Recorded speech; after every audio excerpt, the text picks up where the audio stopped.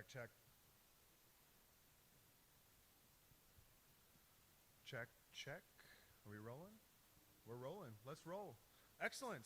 Hello, hello, and welcome, everybody. Thank you all for being here. And to those of you that are joining us via the live stream, thank you so much for tuning in this afternoon.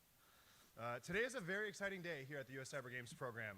As many of you know, we are here to celebrate our 5th anniversary season and announce the 40 young individuals that have been selected for the Season 5 U.S. Cyber team. My name is Brad Wolfenden. I'm the Director of Cyber Sports here at Cat's Eye Play Cyber. And that's kind of a fancy way of saying that I have the privilege of overseeing the U.S. Cyber Games program. And for today's event, I will be your MC. And so as we get started here, I would like to invite you all to stand. Join me standing for our national anthem.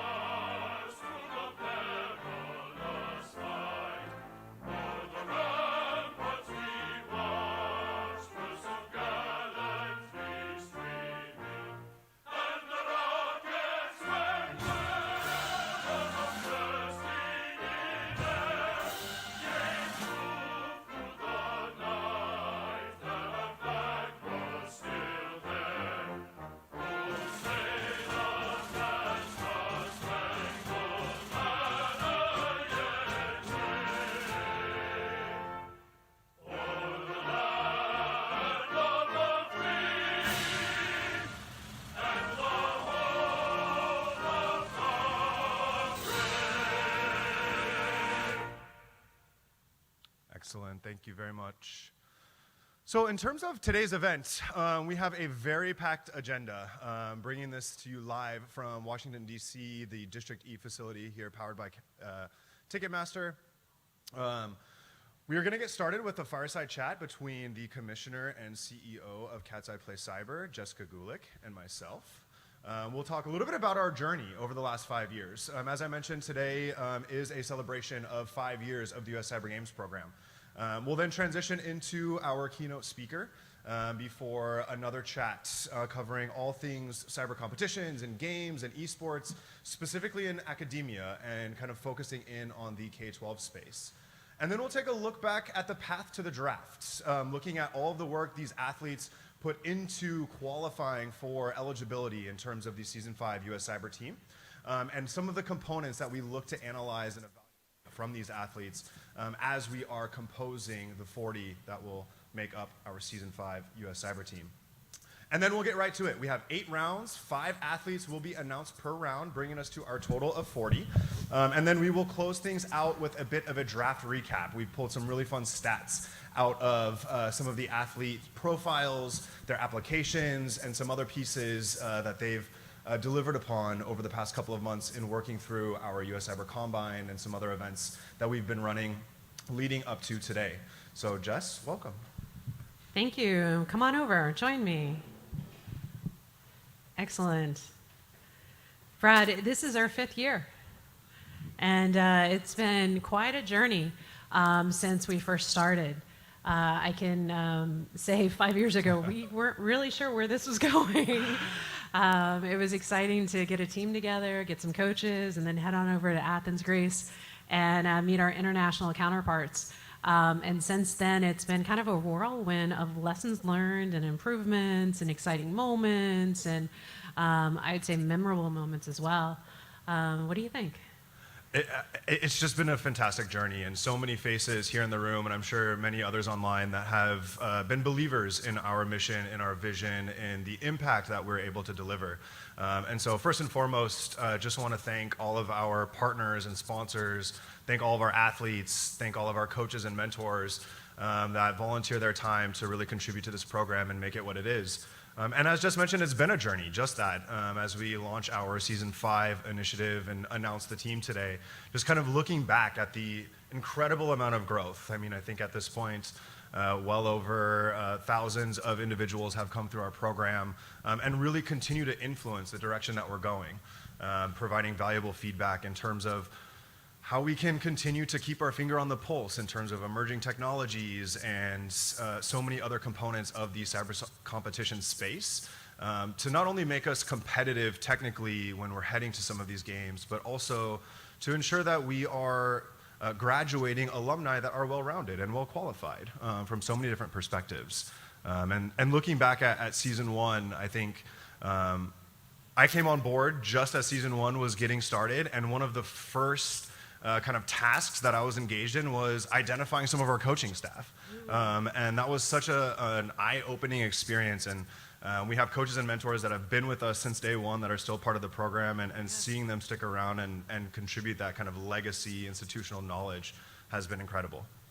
It's interesting to me because we started this journey with a premise of how do we take some of the best practices that we have in athletics and then blend it with some of the research that we see more in esports from an online perspective because of the similarities with cybersecurity, and then take a look at what's happening in the operational and research areas of our tech field. And we said, okay, what can we do? And we put together this program that really brought, was intended to create almost an apex, a milestone, if you will, where all pathways, if you were coming into various different gaming areas of cybersecurity, could meet and then see who's the best and then compete internationally. I think one of the coolest parts, I think the first year, was having some of the international conversations that we had, right? Because we went into the conversations and Brad and I are like, oh yeah, this is cool. All right, we're gonna do Jeopardy. Wait, we're gonna travel for Jeopardy? Wait, huh? Do you remember that? Do you remember? And we're like, okay, wait, can we up it up a notch? Can we do some attack and defense, not just Jeopardy? And it was well received by the international community because I think they were ready for it, but it was a really big step.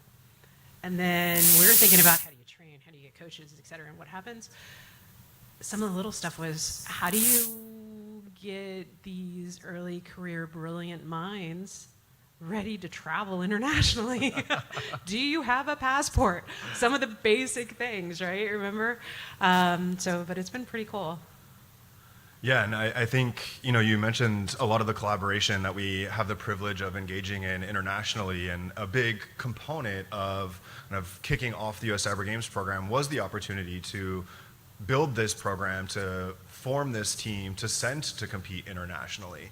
And there's a lot of weight on that, and I think our season one head coach, TJ O'Connell, I think some of you here in the room and many of you online remember TJ, know TJ, and it gives me goosebumps to this day. In our interview, when we were first kind of figuring out how we wanted to build this coach and mentor team, he said it very clearly that, walking into these international competitions with the U.S. Cyber Team jersey on and the red, white, and blue on our back, that means something, and how do we truly build a program, these processes, a foundation that allows us to grow, allows us to shine, allows us to highlight all of the talents and all of the other wonderful things that come with the U.S. cybersecurity workforce on the global stage. And to this day, I still get goosebumps remembering that conversation with TJ and how invested he was in really making sure that we got off on the right foot.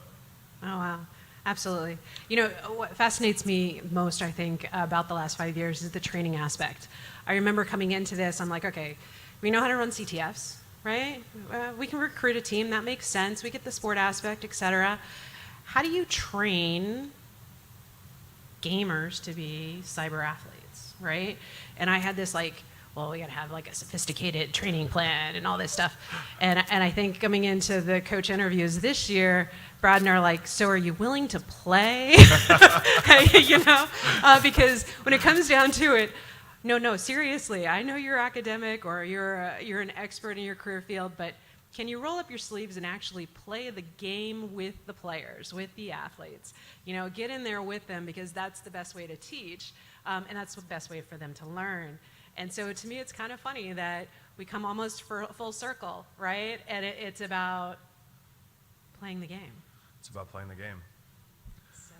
And kind of taking us back a few more steps. So season one, quickly blew by, and we were then finding ourselves in season 2 and kind of not starting all over again, but with a clean slate, an opportunity to take so many of those lessons learned in terms of that foundation that we were building, and how do we find new opportunities to engage with different coaches from different industries, different sectors. And also, it was really important as we were kind of getting started to really establish the US Cyber Games program amongst the CTF community, and really kind of earn some of that street cred, if you will, in some ways.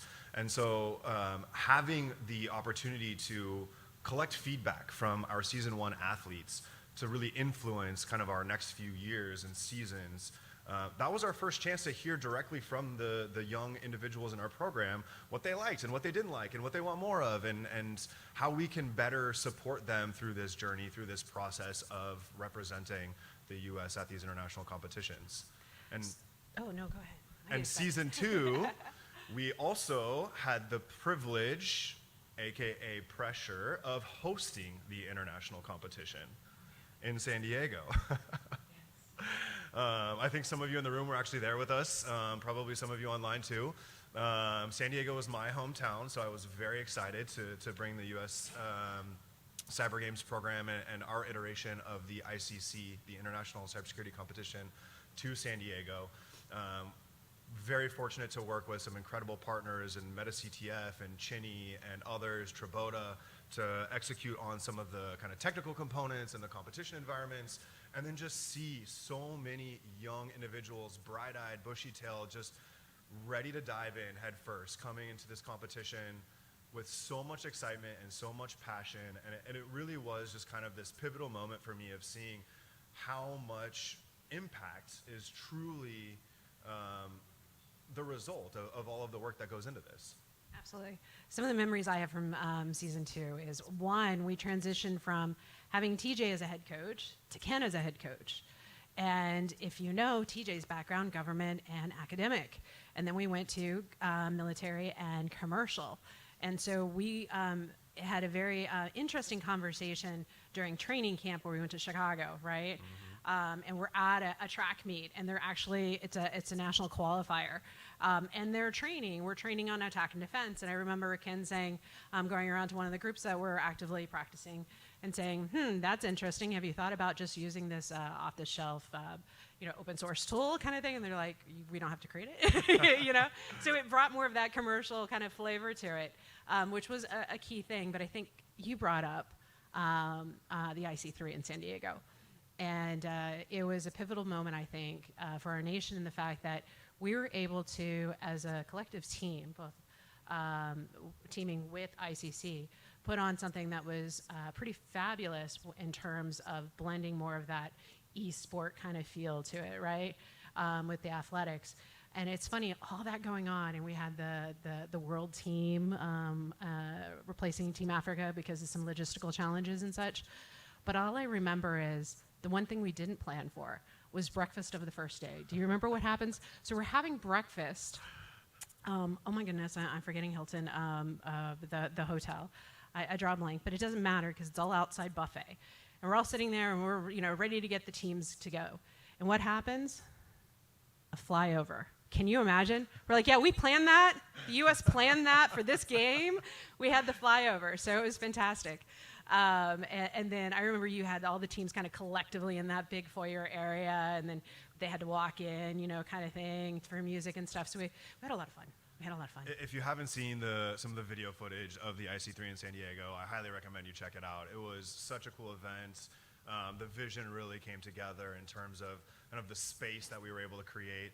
And the competition was, maybe I'm biased here, but one of the best we've competed in, I think. From an environment perspective, from just a kind of a buy-in perspective from all of the folks that had traveled and met us in San Diego. Then season 3. Yep. And as we approached season 3, we saw our largest growth in terms of the number of individuals that signed up for the first phase of our season, which is the US Cyber Open. And I'll talk a little bit more about that. We have a session here coming up shortly on the path to the draft, and so I'll kind of break down what that looks like a little bit more. But it was really exciting to start to kind of feel the traction that we had been building and start to kind of not just get feedback from a select few athletes that had been part of the program and had really kind of influenced so many of that kind of foundational layer components, but also from fans, from sponsors and partners and the broader community. Oh, yeah. And season 3 was all ups and downs in season 3. And I think as we kind of look back at the end of season 3, we were able to travel with the team to Italy for a fantastic competition. It was hosted in Turin. Wow. Gaspari, wow. You and your team, fabulous. If you got to have a competition, a cybersecurity competition, do it in Italy. Yeah. It was pretty cool. But Chile was pretty interesting. We had some challenges, but anytime you take a game internationally and you change it from each country every year, you can really experience more of the culture. And it was beautiful, it was wonderful, and it was an opportunity for the steering committee to really kind of pull together, if you will, and create a unique experience. I remember, didn't you have a talk over at NIST conference where you took Sam and you had Chris, and there was a moment to remember experience. Do you want to share that a bit? I wasn't there, but it was kind of funny. So shout out to Sam, our captain. Yeah, I think, Coach Josh Brunty was there also presenting with us, and Mr. Rodney Peterson, of course, one of our biggest supporters. Thank you. At the NICE annual conference, we had the privilege of presenting a session on some of the kind of offensive or red teaming kind of oriented components of the U.S. Cyber Games program and how that can be kind of implemented into the classroom, either at the K-12 or into the higher ed space, and various kind of exercises and or kind of ways to speak to some of these skill sets that are a little bit more kind of within bounds for young people that may not have as much of a grasp on some of the ethics that go around, offensive cybersecurity. And so it was our head coach, Dr. Josh Brunty, it was our attack and defense coaching lead, Christopher Haller, and it was our co-captain, Sam Myers, all presenting. And Sam had a slide. He was kind of talking about Sam's been with us since season 1, by the way, so he's a legend and an old timer and gonna be in the Hall of Fame and all the things. And so when we look at no pressure, Sam. and looking back at this presentation, he had a slide on it was kind of like a photo collage of all of the wonderful memories that he had experienced throughout his tenure on the U.S. Cyber team. And so he scrolls to this slide of all of his photos, and it was blank. It just had the header slide as like favorite memories from the U.S. Cyber Games, whatever, and there was nothing on it. And so that was kind of an epic moment. There was supposed to be something on it. It was supposed to be, I guess, my understanding, a picture of them all in the hotel room trying to crash on getting ready for the competition. So that was great. So then after Chile, we had... Yeah, after Chile, Chile was an amazing example of resiliency, I think, and the international community really coming together to remind each other that it's all about the athletes, and really make sure that their experience was as best as it could be. And I think after the event in Chile, we were dialed in on season 4, and season 4, which is still in process. Many of you know we will be heading to Poland in just about a week and a half for the European Cybersecurity competition with the season 4 team, and then very shortly after that we'll be off to Tokyo for the international competition in November, and that'll close out season 4. But season 4 started off with a bang, and for the first time ever in season 4, we brought back our same head coaches and assistant coach. And that was the first time we had kind of kept that level of consistency kind of at the top of the core coaching structure, and delivered some amazing results in terms of kind of the continuity and the culture. And I think in season 4, we really saw how important culture is and how much of that really can carry the team through ups and downs and lefts and rights and everything else. And that's something that I've been really proud to see is the culture here within the U.S. Cyber Games program across the organization, and just how bought in so many of the athletes are to contributing to each other's developments, whether it's custom tooling, whether it's scrimmaging, whether it's building CTF challenges for each other to train on, whether it's delivering challenge walkthrough demonstrations. I mean, there's been so much kind of team building in season 4 that I think has been really powerful to see. Absolutely. I think across all the seasons, as we kind of wrap up this section, is also our training partners and supporting coaches and mentors, if you will. We've seen them evolve over the years as well, where it's kind of like on the first year, we're like, okay, great, this is wonderful. Thank you for coming. What are we going to do? You know? And then the second year, we're like, okay, well, we did that, so maybe let's try this. And the third year was more like, okay, this is serious. You know, let's have this, let's look at this. Okay, we're going to have the pipeline. It's going to be more of like workforce and development, et cetera. And this it starts to really evolve into a really well-rounded program. And we are very gracious and thankful for all the volunteers, all the fans, all the supporting affinity groups and training partners. We have SANS, we have Hack the Box, we have Glitch, we have quite a few, MITRE for more of the hardware stuff, and OffSec, and we've got them all listed here. But over the years, we've seen some really wonderful contributions from our community that have really made this a wonderful, holistic experience for the athletes all year long. So with that, where do we go? We're here. It's season 5. I'm not going to spoil too much of how we got to this point in season 5. But season 5 does mean something in a lot of ways. And, you know, Jess and I have kind of had our eyes on season 5 for, I don't know, the past 2 or 3 years in terms of, how are we going to celebrate this as a milestone, and what kind of energy can we inject into the U.S. Cyber Games program. And everything from, we now have a pretty substantial group of alumni, individuals that have aged out of the program, individuals that have started different parts of their life that are no longer with us. And so things like alumni events and Hall of Fame games, those kinds of things. We talk a lot about the athletics and the esports and things, and I'll kind of drill into that here in a little bit. But season 5 is a big one, and season 5 is bringing some changes. And I think part of this fireside chat between Jess and I is really to kind of relay some of the conversations that we've been having, and share with you some of the decisions that we've been making in terms of the direction that this program will be going and why. Absolutely. Well, one of the important things that happened in season 4 was the first season of the women's team, right? So we commissioned 2 teams. And so when we came here last year and we drafted, we said, hey. And then we had the women's team that we drafted, and we did a wonderful game over in Keynote. Hats off to the women's team. They did a fabulous job. Well, we also had a game in Australia as well. It was more virtual, but again, a wonderful job. Coming into this year, given all the changes that we have around us, we've collectively agreed that the best way forward is to have today draft 40 people. So one single team.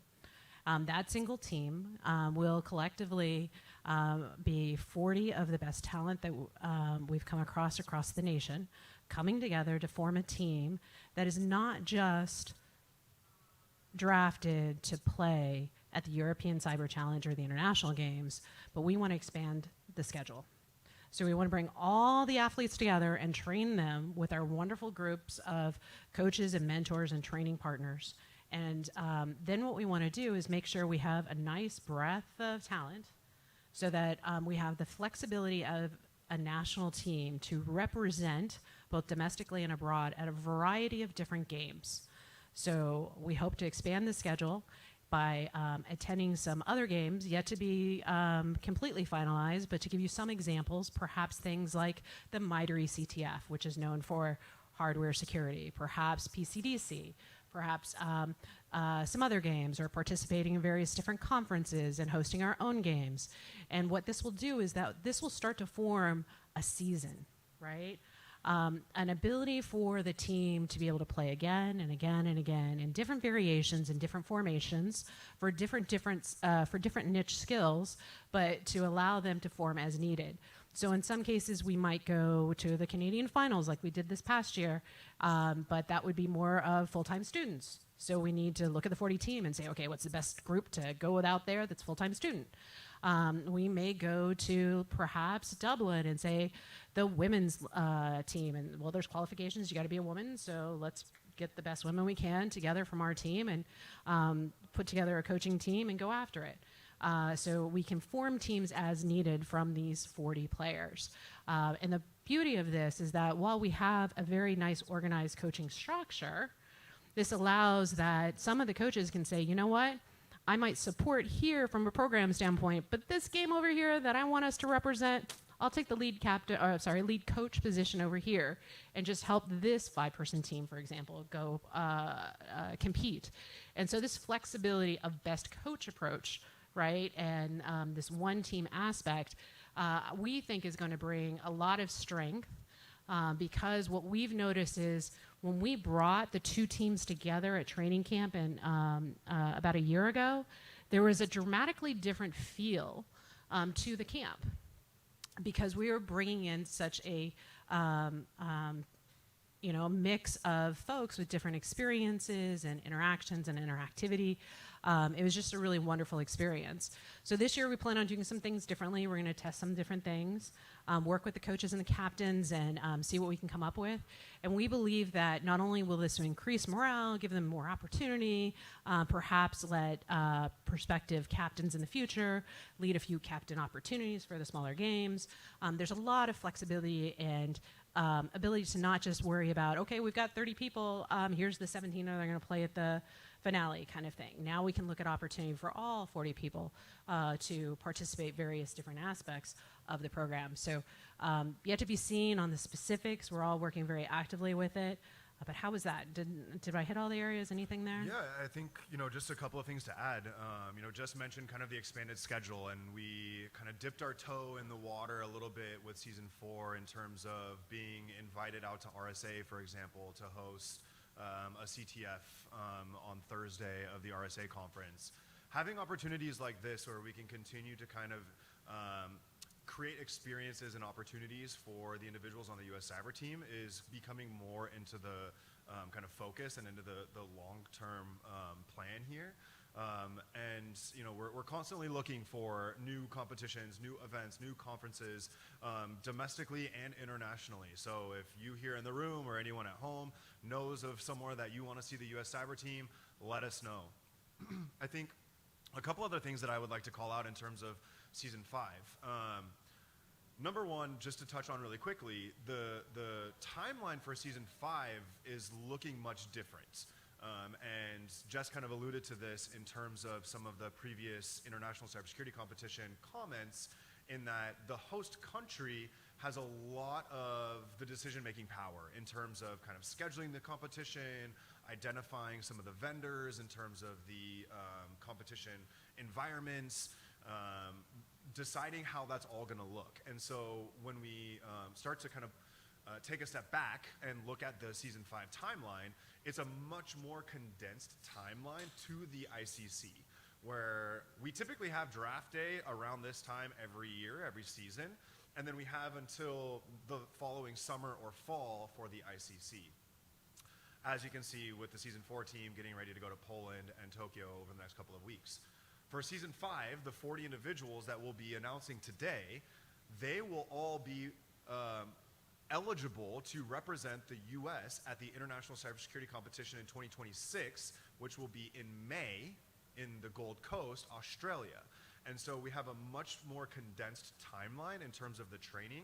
And so, coming out of our Coach and Mentor Summit that we just had, talked a lot about how we kind of best leverage the next 6 months or so, leading us up to May recognizing, some of the holidays. Many of our athletes are students, they're just getting back to school, they have midterms, they have finals, they have lots of other commitments and lots of other life things that are just coming up and, pull their time and attention away.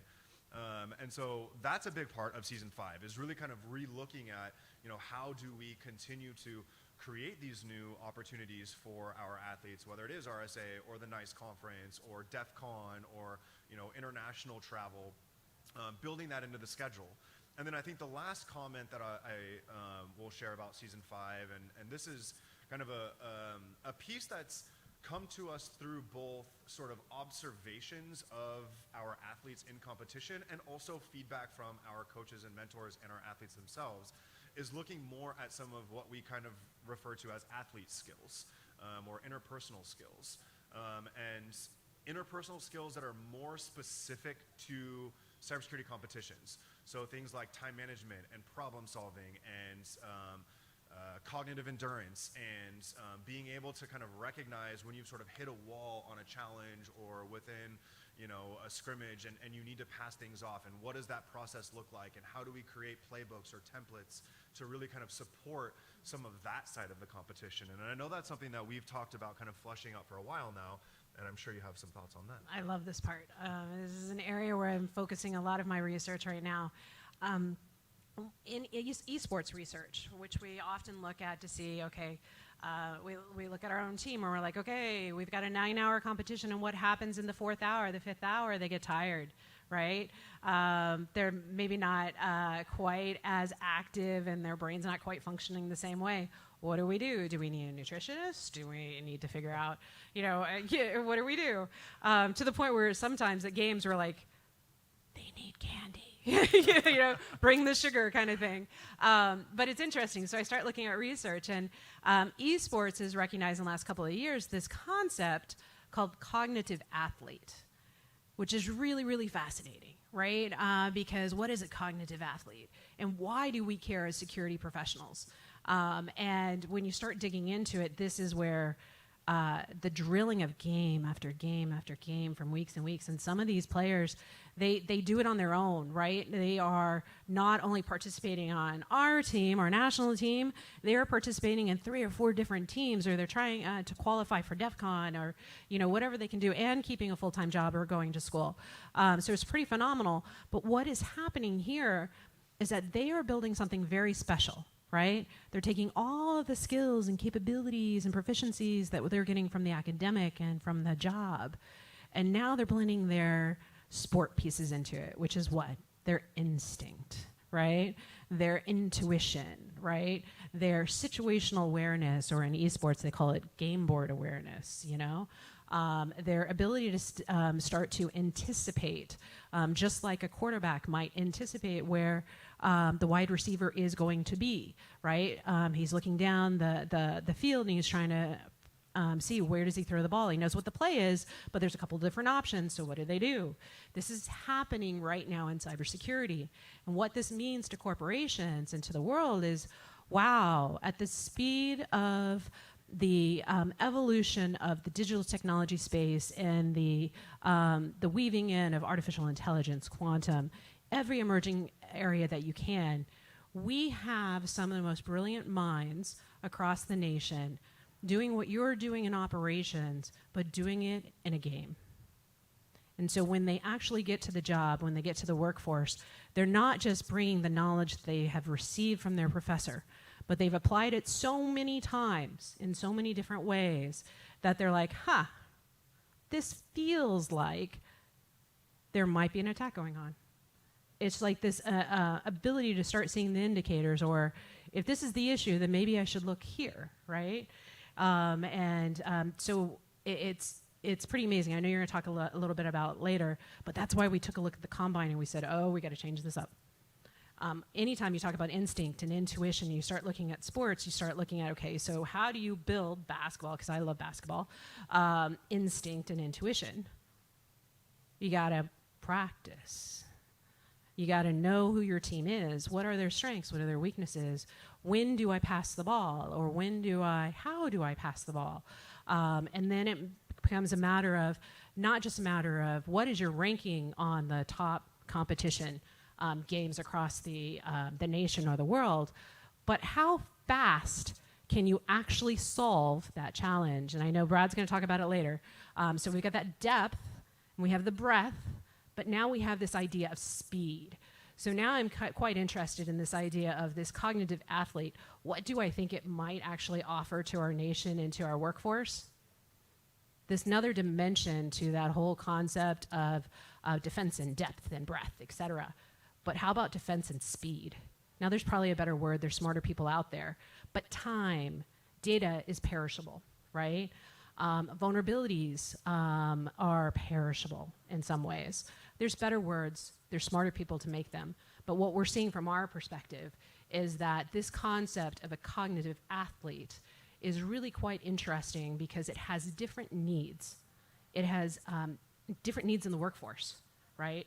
Sometimes it might need therapy, quite frankly, or it might need to not work 40 hours a week, or it might need the flexibility or the ability to, as we say in my house, put the glass down, right?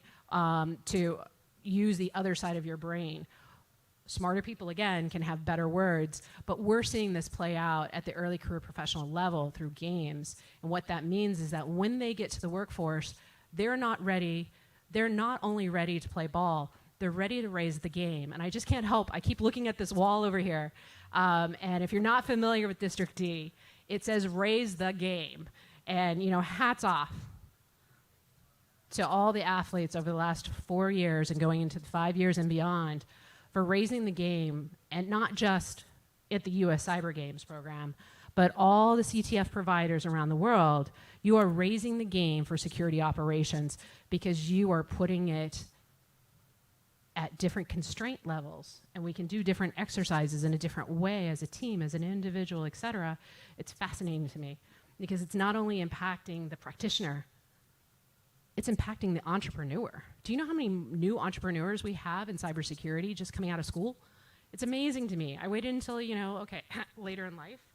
But some of these students are turning to startups immediately, right? And cybersecurity, and because of games. Why? Because they're starting to see the network differently because of all the games that they play. So anyways, it's an exciting year, and I can't wait to learn more. Yeah, and I think, a big piece of this is to kind of recap our conversation a little bit, when we set out to kind of establish the US Cyber Games program, it was something entirely new. It was something entirely different. It wasn't just your normal weekend CTF. This is a program that young people are committed to and that we commit to them in a lot of ways. And, that is very much a two-way street. And so as we continue to evolve the program, it's gotten to the point now where the talent level is so extraordinary that the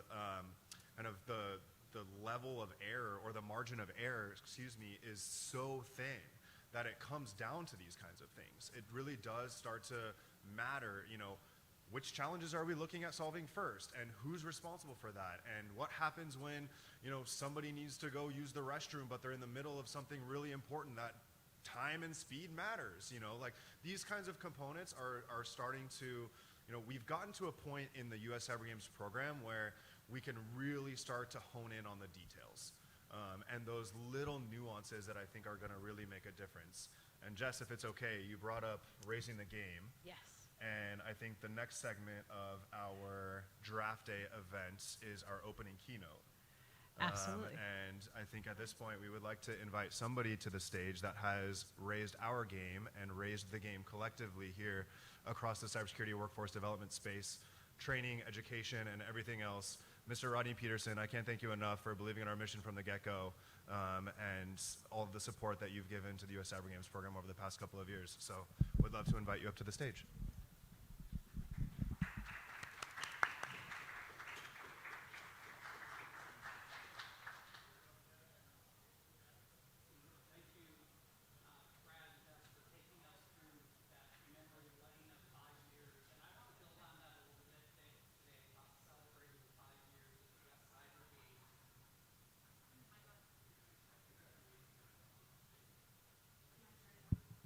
Okay. Yeah, sorry, saw you click it off. So just to repeat a little bit there, thank you so much for that walk down memory lane of the last 5 years, because I want to build on that with celebrating 5 years of the US Cyber Games. by specifically talking about how they've not only done it with excellence, but they've done it the nice way. And of course, I'm the director of NIST, and NIST is a great acronym because, as I often tell people, my first day in the job, I remember walking down the hallway and I was being introduced to my new colleagues as the new nice guy.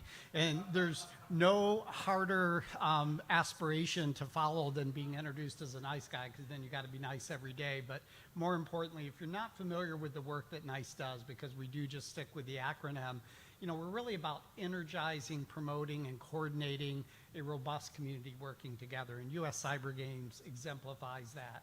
And specifically to create an integrated ecosystem that advances cybersecurity education and training and workforce development. NICE is a program that's at the National Institute of Standards and Technology. We're proud to be a founding sponsor and ongoing sponsor of US Cyber Games, but it's really that mission of NICE that's exemplified through organizations like this. So as we kind of celebrate and reflect upon the accomplishments of the last 5 years, I want to acknowledge in a little more detail why I think it's been done the nice way. So the nice way that I'm referring to has several characteristics that I'll like to summarize today, and that I think I can relate to things that the US Cyber Team and Cyber Games is known for, including this aspect of community building, about developing competencies and skills, and then focusing on continuous improvement. So starting with community building, you know, quite often when I meet people and they learn about the NICE program, they emphasize the NICE program office at NIST, which is quite frankly a very small staff of government employees. Now, you know, when you look across the federal government, there are many other departments and agencies that contribute to this work. One of my colleagues in the Department of Commerce, when he introduces me, or my peers at the NICE office, says we're small and mighty, which is kind of true in terms of size. But when we think about the NICE community, it's vast and it's powerful. And it includes not only those interagency partners, which if you're not familiar, you know, we work very closely with the National Science Foundation that provides lots of funding for education, but also workforce development. The Cybersecurity and Infrastructure Security Agency that's emerged as a national leader and quite frankly responsible for securing the .gov domain.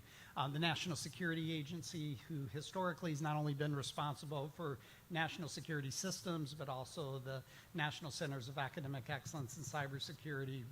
So all of those organizations in and of themselves are impacting thousands of students, thousands of faculty, teachers, and the like. And it's really that growing community when I talk about the NICE community that I like to emphasize. Now, NICE does play a role in convening those federal government interagency partners, and they're more than the ones I just named. But we also have a community coordinating council, because it really doesn't start and end with the federal government, and quite frankly, state government as well. But it's that academic, industry, nonprofit, and government partnership that NICE Community Coordinating Council is meant to embrace and be inclusive of all the stakeholders. So similarly, US Cyber Games is building a community. And I love the talk, you know, you talked about alumni, you talked about competitors that are coming through this program, the mentors. And it's really through the process of draft day, like today, the kickoff events, the practices, the competitions, the summits, the times you get together with your coaches, all of those things are building community. And we're also doing it both in competition against other countries, but with other countries. I was at the San Diego event, and I was not only impressed by the way each team proudly represented their country, but the way the athletes enjoyed the camaraderie in working together, because obviously cybersecurity is a global problem, a global challenge, and we have to be able to work with our partners and allies to solve some of these issues.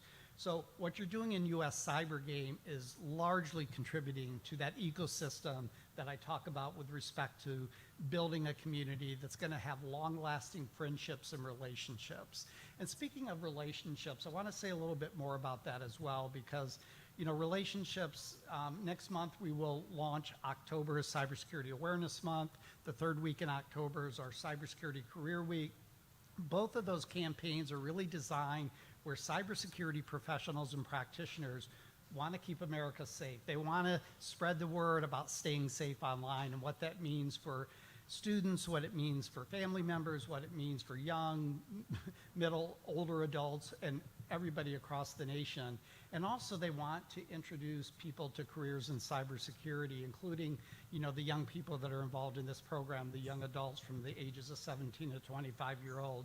So the biggest piece of advice I often give, especially to younger professionals, is network, network, network. And I'm not talking about the technical type of networking. I'm talking about, the building of relationships and contacts that will help you not only land a job, but help you throughout your career and throughout your lifetime. And one thing I've just discovered through the cybersecurity community is that the professionals, the practitioners, are caring, they're giving, they're supportive. But remember that you have to both receive, be mentored, and also give and be willing to be a mentor for somebody else. I think it's a two-way street, and it's really important that we take responsibility for that. A couple of examples of how the cybersecurity community has come together. The first one starts with a NIST-related program. There's a number of individuals who come together to form the NIST Cybersecurity Career Ambassadors program.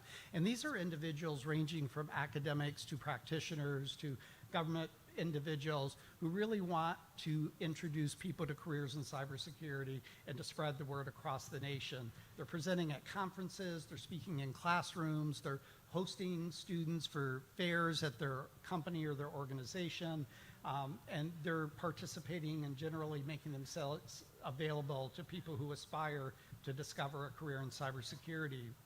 And you can be a cybersecurity career ambassador too. In fact, NICE has an exhibit in the back of the room here. There's more information about that, or you can go to our website and learn about it. Another example, and I think it relates a little bit to what I heard Jess and others talking about previously, is the organization known as Mental Health Hackers. And Mental Health Hackers is another such community that is providing advocacy and mutual support, and it's really growing organically within the profession. So don't get me wrong, careers in cybersecurity are very fun and rewarding, but they can also be very hard and very demanding. And so recognizing the stresses that come from having 24/7 operations and the aftermath of security incidents, I am really proud that these cybersecurity professionals have come together to lend their support to each other.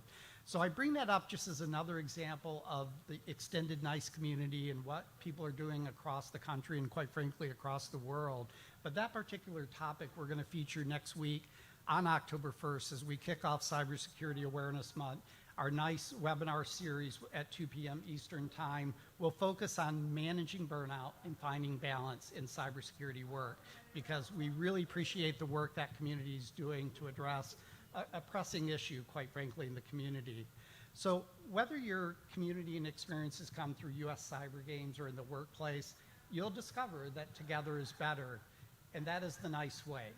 I trust you'll continue to find the NICE community to be that warm and welcoming group of educators, mentors, and practitioners. So shifting from community, another aspect of US Cyber Games that I admire is the focus on learning, because the development of new skills and competencies is at the core of what NICE does. The NICE framework, the workforce framework for cybersecurity, has a comprehensive taxonomy of knowledge and skills, as well as task statements that form work roles. That is the NICE way, and I think as we heard here, the focus on competency and skill development for our athletes is also equally important as we develop our athletes. Many of you also come to US Cyber Games having developed a lot of knowledge and skills from the classroom, co-curricular experiences, clubs, and organizations. And you'll continue to develop those skills as you practice and train and then compete as well. But recognize it's not just the theoretical gaining of knowledge that's needed, but you need to be putting fingers to keyboards to solve real world problems that's really going to help. And much like we just heard previously described, it's not just the technical skills, but it's the critical thinking, the communication, teamwork that are necessary, especially in group or team competitions. And I would add the mental health capacity and capability that I just alluded to. So, one other aspect I just wanted to relate quickly is that when you're developing these skills, they're often represented through college degrees, through industry recognized certifications, or some tangible way. But increasingly, people are learning by doing, and we need to document those achievements, whether it be through a digital portfolio or through a learning and employment record, which for NICE is a growing way to help represent achievements. Again, documenting your achievements, whether you're a learner or you're an employer looking to find people with skills, we consider that the NICE way. So finally, the third point is that we must all embrace that cybersecurity is a journey and not a destination. And I know that seems kind of trite, but you're never done, you will never arrive, and you will never consider your work finished. That is both exciting and daunting at the same time, right? But I lean towards the exciting part because it really emphasizes the importance of continuously learning. And that's true of both individuals as well as organizations. When I coach somebody for a job interview and they are really worried about what do I do when they ask me a question I cannot answer, I think there's an easy way to approach that question is tell them how you're going to learn to get the answer they're looking for, right? Because I want somebody to say, I don't know the answer, but I can tell you how I'm going to find that answer out. I'm going to research it. I'm going to phone a friend. I'm going to take a training course. I might get a new credential of some kind that prepares me. But most importantly, I'm going to put in the effort to learn something new because your question today, you're going to have a different question a year from now. And you want employees that have that ability, that aptitude to continuously learn. And then finally, I think the metrics for how we measure cybersecurity are changing. I remember in the early days when I was actually working more in the operational side, a big measure of an organization's success were breaches and security incidents. The fewer were the better. That's how you measured whether you were secure. And then along came intrusion prevention and detection systems and data prevention loss tactics and the like. Suddenly you were discovering there was a lot more problems in your network than you realized, and that actually was a good thing, right? You were discovering and hopefully fixing vulnerabilities faster than they could be exploited. And that's just one example, but I think the other point is that we not only measure what people know, but what they can do. That's the metric for measuring human progress. And again, we think it's the nice way that we be focused on skills and competency developed and not just credentials. So it's really been my pleasure to serve as the program sponsor for the US Cyber Games for these past 5 years. It really evolved. In fact, a quick story before the 5-year discussion you talked about, within the federal government, the State Department, CISA, and NIST and NICE were getting together based upon a request from the international competitors saying, hey, can you get a US cyber team going? And as always, we recognized the government probably wasn't going to get it done, so we looked to CatSci, Play Cyber, and Brad was the chair of our community of practice on competitions at the time and obviously funded them to do this work. And so as I look back on the last 5 years, and really am grateful to all the other sponsors, CatSci, Play Cyber, leadership, the coaches, the mentors, and of course the competitors, I do want to say that it's been nicely done. So truly, thank you for being part of the NICE community. Congratulations on the development of the competencies and skills, and best wishes as you seek to continuously improve yourself and improve the US Cyber team. Thank you. And thank you so much to Rodney. Let's give Rodney a round of applause. And before you sneak off the stage real quick, I brought this up earlier, but Rodney was one of our first champions here at the US Cyber Games program, and as we launch our Season 5 draft day and the campaign, we wanted to make sure that he knows how thankful we are for his support. So thank you. And with that, folks, we will transition to the next piece of our agenda today. So I will invite both Christie Rice and the Commissioner of the US Cyber Games program, Ms. Jessica Gulick, back to the stage. And we will hear from them a little bit about some of the efforts across academia, specifically in terms of bringing some new and different folks into the world of cybersecurity through competitions and games. Hello, hello, hello, back again. Hi. But here, very honored to be joined by one of our coaches, Miss Christie Rice. She has been phenomenal on the Play Cyber team as well, and has done some amazing work throughout Virginia particularly, but also the rest of the nation in terms of cybersecurity education and cybersecurity games. So Christie, tell us a little bit about you. Hi, everybody. So my day job is a high school cybersecurity teacher at Spotsylvania High School in Spotsylvania, Virginia. I also am a game master for CatSci and Play Cyber, where I create lots of cool games. I'm also passionate about CTFs as well, and I am the organizer and founder of the Virginia Cyber Cup. It's a high school statewide cybersecurity competition that's hosted every year in Virginia. Fantastic. Tell us a little bit more. Let's dig there. How did that get started? What was your vision for it? How did you know you needed to create it? Virginia started with a cybersecurity pathway about 7 years ago, and I attended a collegiate cybersecurity competition, CyberVusion, that was held out of VMI, and I was like just amazed at what was happening with CTFs in the competition, and I was like, we need to do this at the high school level. We need to elevate it. We need to get these students involved, and there was a game at the time called CyberStart. And I was like, we can do this, and so it just evolved. We're now in our 4th year. We're going to be, our 4th annual competition will be next March in 2026. I appreciate having the opportunity to be a keynote this past year. It was amazing because I'm thinking, okay. We get to the Virginia Cup, and there were so many teams. How many schools were participating? We had 32 teams. We have 3 different divisions. We have an advanced team, advanced level division that competes for a huge Cyber Cup, and that Cyber Cup actually moves around whoever wins. We have a beginner level, and then this past year we just opened up our homeschool and private school division, in which we invited homeschool teams and private school teams into the competition. Excellent, and a shout out to the Virginia Cyber Range as well for the support that they've given, and David Raymond and his team. Fantastic. So let's now apply this to the rest of the nation. You've had the opportunity of spearheading and founding a Cyber Cup at the state level for high schoolers. What do you see other states, other high schools around the nation? Are there any lessons that you've learned? Are there any reasons why you would suggest that they do this? What are some of your learnings, if you will? Where's the value in all this? I think I would love for, each of the states to host their own Cyber Cup, and California does do, the Mayor's Cup. But I think it's just going to bring more awareness to,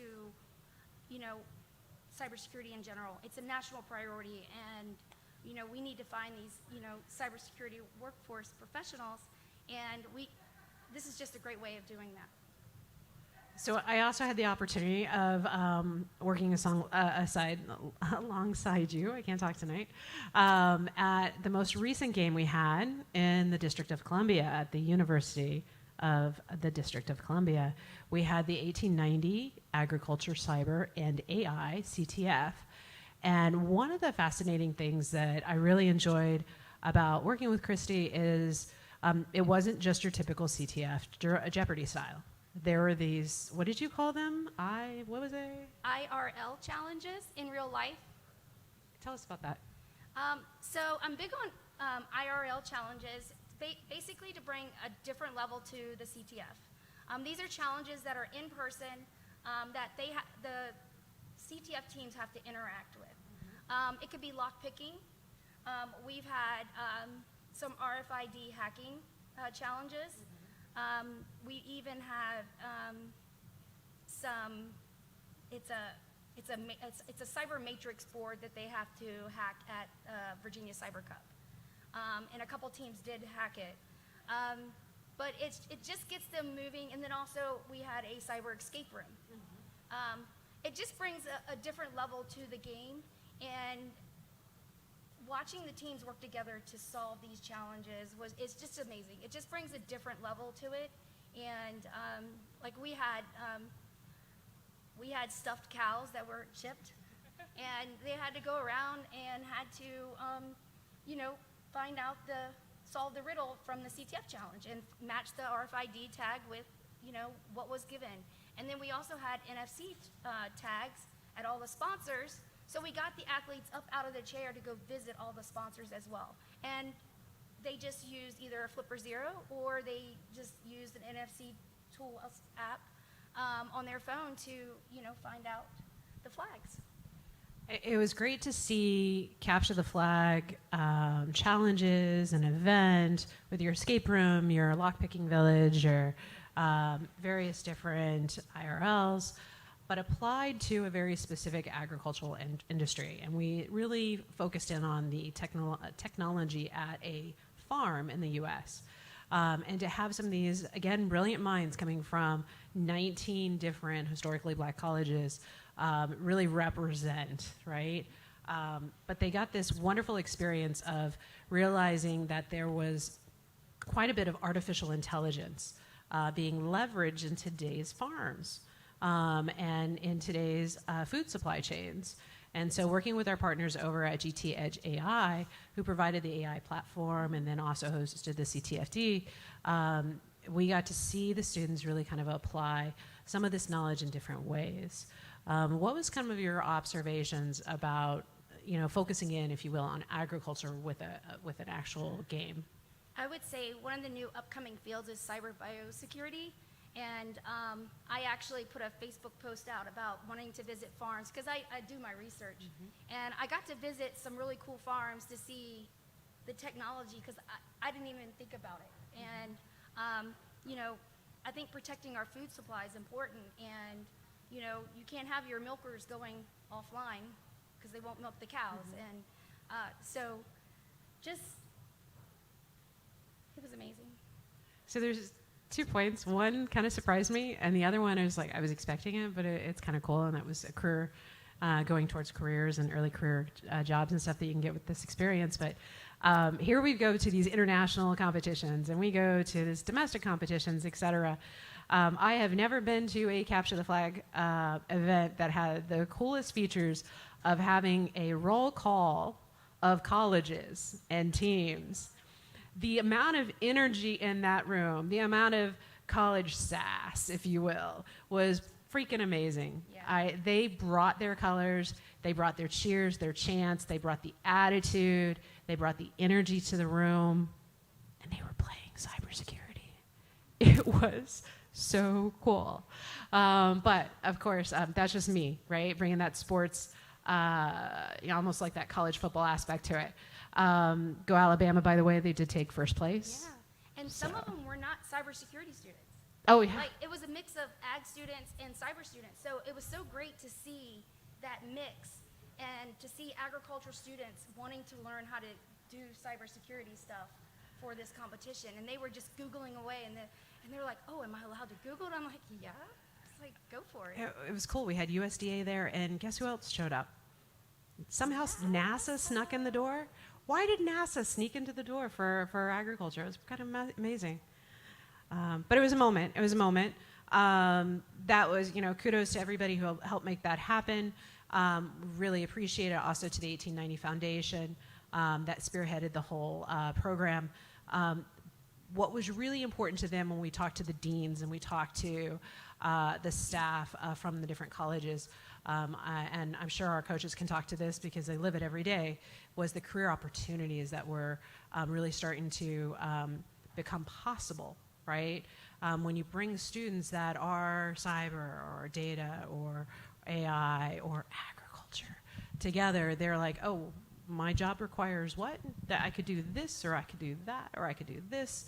All these different kind of capabilities that careers open. Have you seen that with some of the work that you've done with high schools? Does it open up their mind? Yes, it does. It's been eye-opening.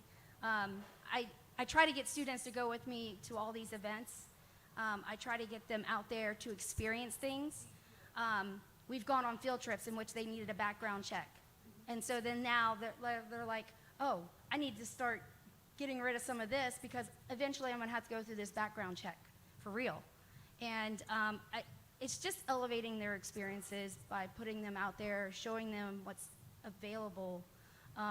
Just last year, we went to New York City and got to go inside Citibank's headquarters, SOC, and just get to experience that environment. So I can't help but take a moment and step back and say, wow, that's really cool. I wish I had that when I was in school. But then I'm like, I can't imagine there's teachers out there saying, how did she get that? How do I get that opportunity? And let me tell you, chutzpah. This woman, she can open doors. She puts it to the test, if you will, trying to push opportunities for her students. What advice would you give? Just, if you want to do something, just put it out there. Put it out there. I use LinkedIn. I use social media. But one of my main things I teach my students and it's above my classroom door, is if opportunity does not knock, build the door. And that's by Milton Berle. And that's Repeat one of that. my Sorry, favorite- repeat that. If opportunity does not knock, build the door. And that is one of my mottos that I say. It's above my classroom door in my classroom. And it's something that I press upon my students so that they get that drive and they start building for themselves.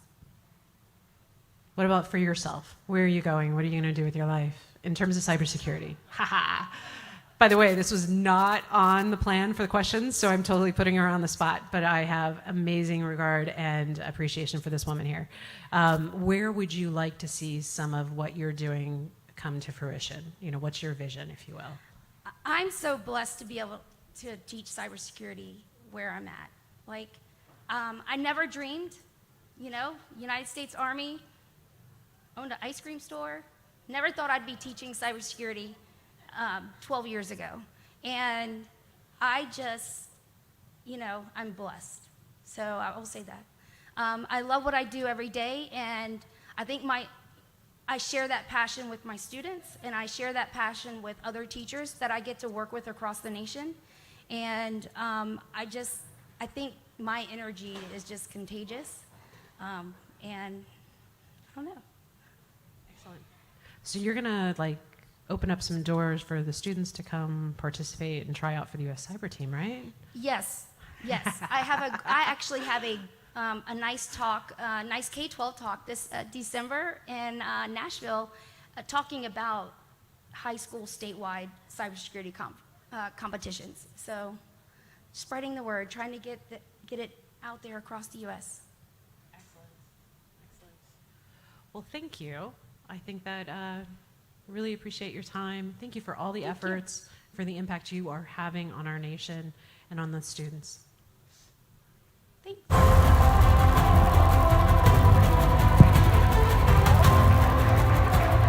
At NIST, we build incredibly accurate atomic clocks, create encryption standards that keep our data secure, and study disasters to identify safety improvements to our nation's codes and practices. Our measurements make the smallest technologies and largest creations possible as we work behind the scenes to propel the engine of progress. We advance the science behind the science that fosters technology, enables innovation, fuels the economy, and improves the quality of life for all Americans. For over a century, NISTers have been standing at the forefront of scientific exploration, providing a world of possibilities for those who believe they can make a difference.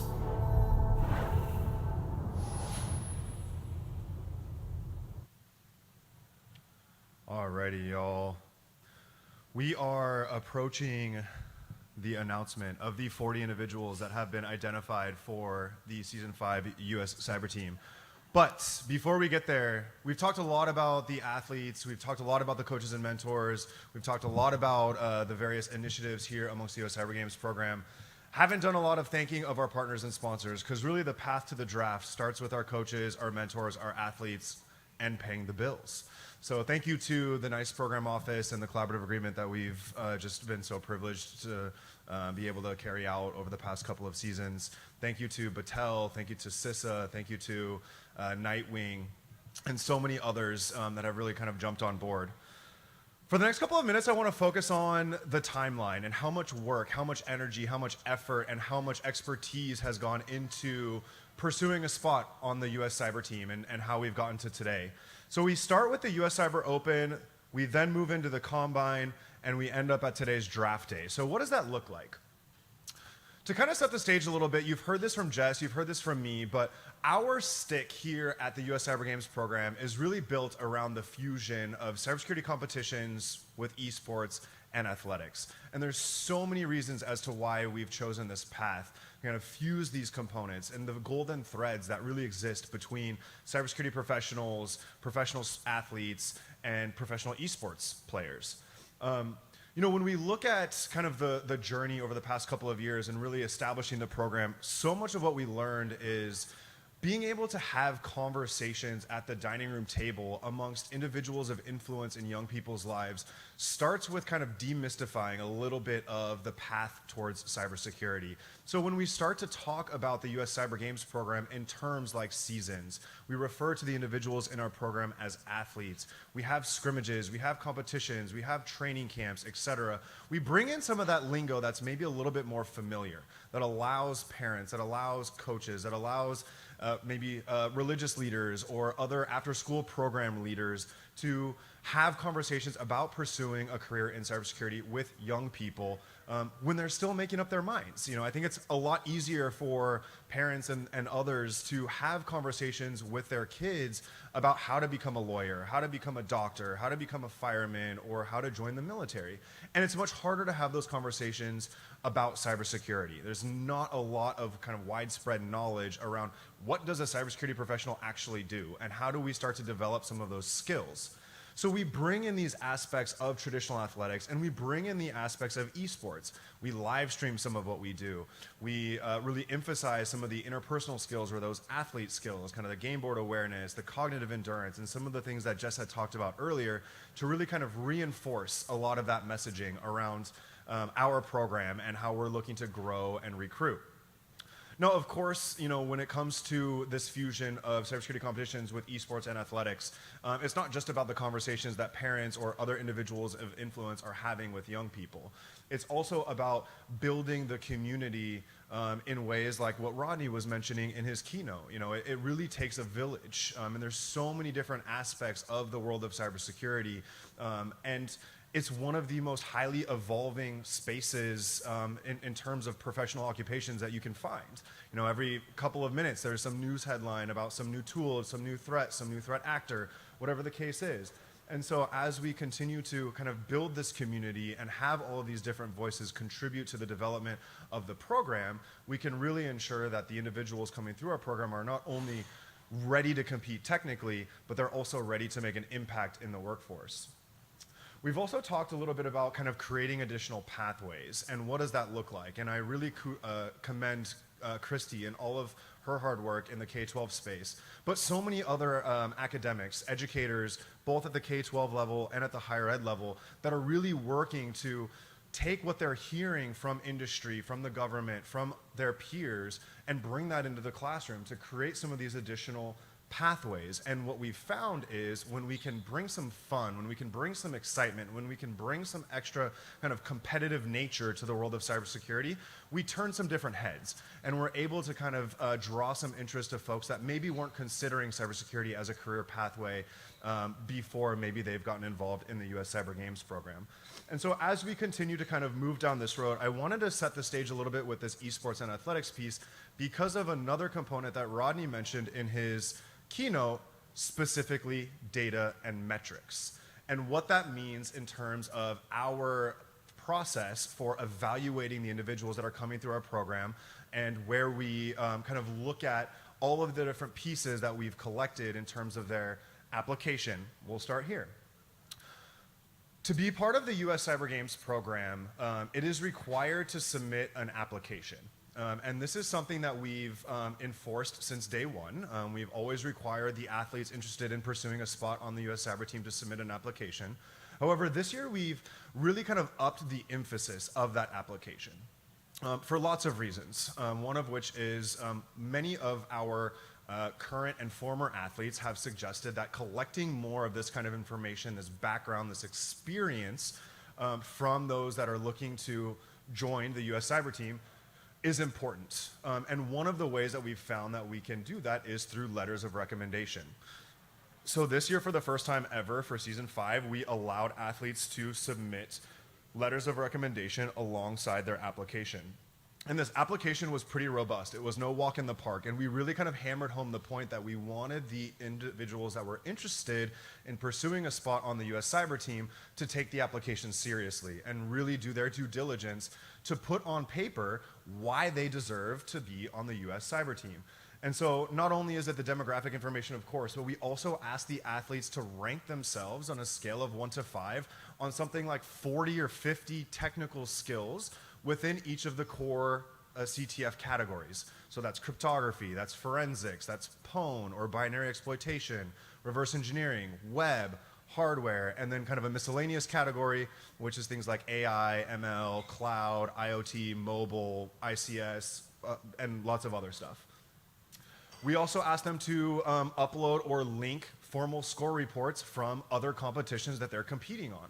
We want to know what else are they engaged on, are they playing on other CTF teams, and what does that participation look like? How are they doing in some of the competitions that we know are very well established in the community?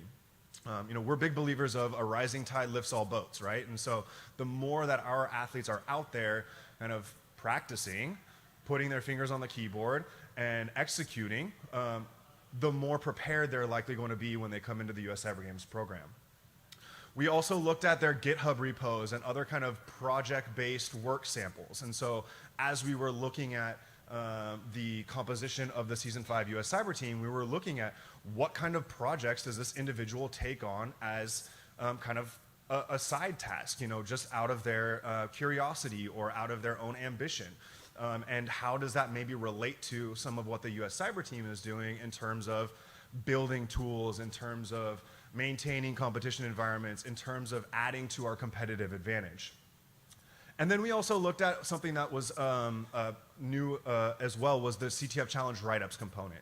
And so this was kind of an opportunity for us to take a look at what they see as a hard challenge, a medium challenge, an easy level challenge, and how, and kind of get into their minds a little bit, to have them walk us through how they approach solving that challenge. What kind of tools did they use? If they didn't solve it, where did they get stuck? What did they try? And those kinds of things. Proficiencies in programming languages was part of it as well, and so much more. And so the point of this slide is really, it all starts with the application. The path to the draft starts with the application, and we put a ton of emphasis on reviewing those applications this year. We then look at the US Cyber Open, which I referenced earlier. The US Cyber Open is our kickoff series of events. Every season, we run the US Cyber Open in late May, early June. The US Cyber Open is open to anyone and everyone. There is no age constraints. There is no citizenship status restrictions. Anyone and everyone is welcome to participate in the US Cyber Open, and we encourage that. It's entirely virtual. Now, this year for the US Cyber Open, we offered 2 Capture the Flag competitions, one being the Beginner's Game Room and the second being our competitive CTF. And to support these, we worked alongside our CTF coaching lead, Jacob Elliott, who is an absolute legend. And Jacob, if you're listening, thank you. But Jacob worked his tail off to build a competition environment that allowed us to support kind of the growth and scale of the US Cyber Open. We've exceeded well over 3,000 registrants for our US Cyber Open events, and we know that that will continue to grow. And so we're looking at new and different ways to not only collect data out of the performance of the individuals competing, but also to make sure that there is integrity and fairness throughout the competition. And so we built this platform that really allowed us to kind of take that next step and support the path forward in terms of where we're looking to go as a program. And so just in terms of a couple of numbers here, as you see, this year we had just over 2,100 registrants, and I can't quite see that because of this sign, but guest speakers, we had 12. There were 19 Beginner's Game Room challenges, 35 competitive CTF challenges, just over 1,000 users with at least one solve. And total solves across all competitors was just over 8,000. And so what this tells me is that while our Season 4 US Cyber Open registration numbers were a little lower than, our Season 5 US Cyber Open registration numbers were a little lower than Season 4, we saw much more engagement and much more participation from those that did sign up. They really showed up, and they really put their effort into competing in this series of events. And then we move into the Combine. This is really kind of the second big phase of the US Cyber Games season. And the US Cyber Combine is invite only. This is where we introduce some of the kind of eligibility requirements that are put onto us by the International Cybersecurity competition, steering committee rules and regulations, and other competitions that we participate in. So for example, like age requirements, citizenship status requirements, things of that nature do come into play here. but this is an invite-only aspect of the season. And this is really where we focus on our assessment, our evaluation, and our scouting. The scouting component was a big piece of this year's US Cyber Combine. And I mentioned data. Bringing that kind of back to the forefront here, and I'll expand upon this on the next slide, but everything we put in front of the athletes in the US Cyber Combine this year was tied to a metric. We had an entire rubric where every single training session or technical lecture, every single CTF challenge, every single write-up they had to submit, everything we asked them to deliver upon was tied to a score. And so we could really start to better kind of put our finger on so many different comments that allows us for, right? It's not only are they capable of doing this, but are they willing to do this? Are they willing to do this on time? Are they joining the live, or are they joining the training session live? Or are they watching the recording? What kind of commitment are we looking at there? What kind of experience, what kind of knowledge are we able to kind of gain from this? And so this is really the opportunity for the athletes to shine. We've put in front of them a pretty extensive program. It ran from the beginning of July through the end of August. So about 8-9 weeks full of content, and this is what it looks like. Each of those weeks there, 2 through 7, I believe, yes, 7, are all themed weeks. And so what those weeks looked like was one training session, which was kind of like a technical lecture, led by our coaches and mentors, and then a series of what we call stepped or ladder challenges. So essentially, it's a series of 3 challenges to where in order to access challenge 2, you must solve challenge 1, and they unlock in sequence like that. And so each of these weeks were themed, and we really reinforced to the athletes, if you're coming into the US Cyber Games program as a crypto main or as a reverse engineering specialist, we want you to focus on that week. You know, if you really have some restrictions in terms of the time commitment or things like that, hone in on your specialty areas and show us what you have in those areas. As we aren't only looking for that, unicorn that can do everything all at once to, absolute perfection. It's really about so many different pieces, and we need those individuals with deep, deep expertise in those specific domains. So weeks 2 through 7 were all category weeks where we worked with the athletes through those training sessions and then also through the stepped and ladder challenges. And then week 8 was all about the closeout. And so Jess talked a little bit about some of the speed metrics that we were looking to collect. And so in week 8, we offered what we called speed CTFs. And so each day of the week was themed. Monday, crypto, forensics, Pwn, RE, and web. Those were the 5 that we chose. And in front of the athletes, we put a series of challenges. There were 3 challenges deployed one at a time, and there was a very restricted amount of time that the athletes had to solve those challenges. Some as low as 10 minutes, some as high as like 45 minutes. And so this is a much different way of looking at the expertise and the level of knowledge than in the weekly rotations where they had 5, 6, 7 days to finish 3 challenges. In this sense, sometimes they had 15 minutes to finish a challenge and then it was gone. And so we were really exploring different ways to kind of pull some of these metrics, these data points out of these athletes so we can better understand the type of talent that is applying for a spot on the program.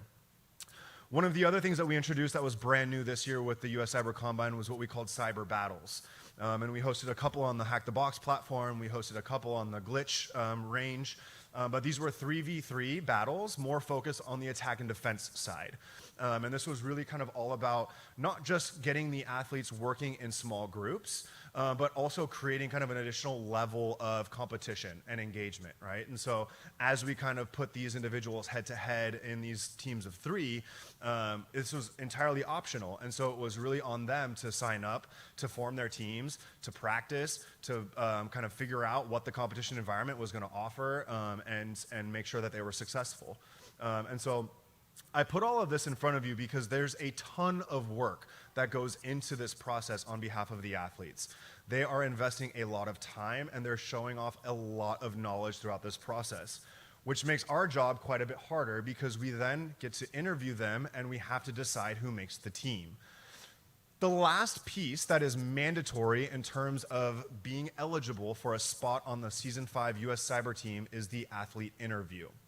Now, we require the athlete interview not because we want more technical data. we want to give these athletes an opportunity to get to know the coaches and mentors in a more kind of one-on-one capacity. So we do our best to staff each interview with 2 to 3 coaches and mentors. As you see on this last slide here, we had 97 athletes that came through the program. I think something like 88 of them ended up signing up for interviews, and they're all at a half an hour. And so when you're looking at the scheduling of that and everything, it's quite complicated. But this is an incredibly important part where the athletes can kind of earn an advocate for them when we get into the Coaches Summit and we're looking at the team composition, and somebody, from the coach and mentor team can be like, I interviewed this individual. They blew me away. They talked about all this experience. They're all about the team. They have, wonderful characteristics that they can add to kind of the culture and the community that you're building here at the U.S. Cyber Games. And I was able to take a deeper look at their GitHub profile as part of this interview process, and you should really check out this thing that they're working on. And so these interviews are really designed to provide that kind of an opportunity for the coaches and mentors to better get to know the athletes. And this is the final mandatory component in terms of eligibility. One of the last pieces that I wanted to kind of talk about in terms of the path to the draft is this team composition and roles. It's really important, especially as we are getting ready to announce our largest team ever, that we're looking at so many different components of the individuals and how they come together to create the Season 5 US Cyber Team. And so Jess has kind of referenced earlier all of the different types of competitions that we participate in and that we get invited to. And some of them do have very different rules and regulations in terms of who can compete.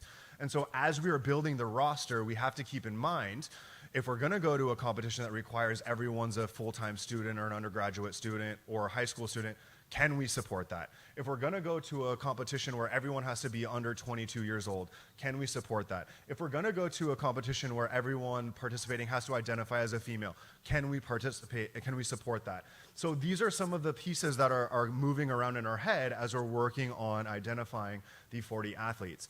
And then, of course, you also have, in addition to the category-specific technical skills, we're looking for individuals that come in with quite a bit of energy around the custom tool development process. We know that that's one of our biggest competitive advantages in terms of the bigger competitions that we participate in, and that's a big piece of what the US Cyber Team works on week in and week out, is refining these tools, testing these tools, adding onto these tools, capabilities, features, et cetera, to really make sure that we have the technology that we need to support our position in these competitions. Exploit developers, and so many other roles and tasks. We talked a little bit about the importance of being able to kind of take a step back into more of a leadership role and kind of take that project management approach to the competition, and who kind of fills that space.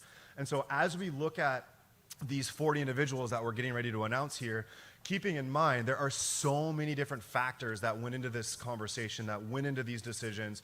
It was an entire weekend that we spent with the coaches during our Coach and Mentor Summit to review data coming from the applications, from the US Cyber Open, from the US Cyber Combine, from the athlete interviews, and everything else that's happened since late May on these athletes to today.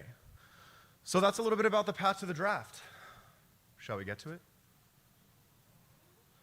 With that, I would like to invite 2 gentlemen up onto the stage. First, if Dr. Josh Brunty, Coach Brunty, can join me up here. Good afternoon. Welcome back. Here he comes. Coach Brunty, grab a mic and say hi. I forgot the turn it on piece. Oh, hi. Who are you? Well, I am Dr. Josh Brunty. I am the 2-time head coach, Season 3 and Season 4, and am privileged to be back here for Season 5. I come to you from my hometown of Huntington, West Virginia, where my day job is at Marshall University, and have a wonderful life and job there. I couldn't be happier. But it's been a wonderful ride here, and I'm glad to be back here again this year with you. We got a pro over there. And speaking of pros, Dr. Dane Brown, Coach Brown, been with us since Season 1, part of the inaugural coaching staff. Coach Brown, please join us.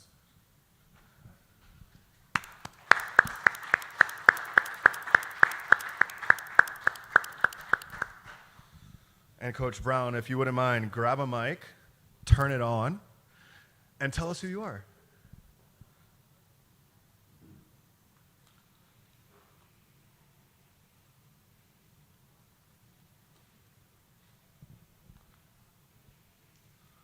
Maybe take Josh's mic.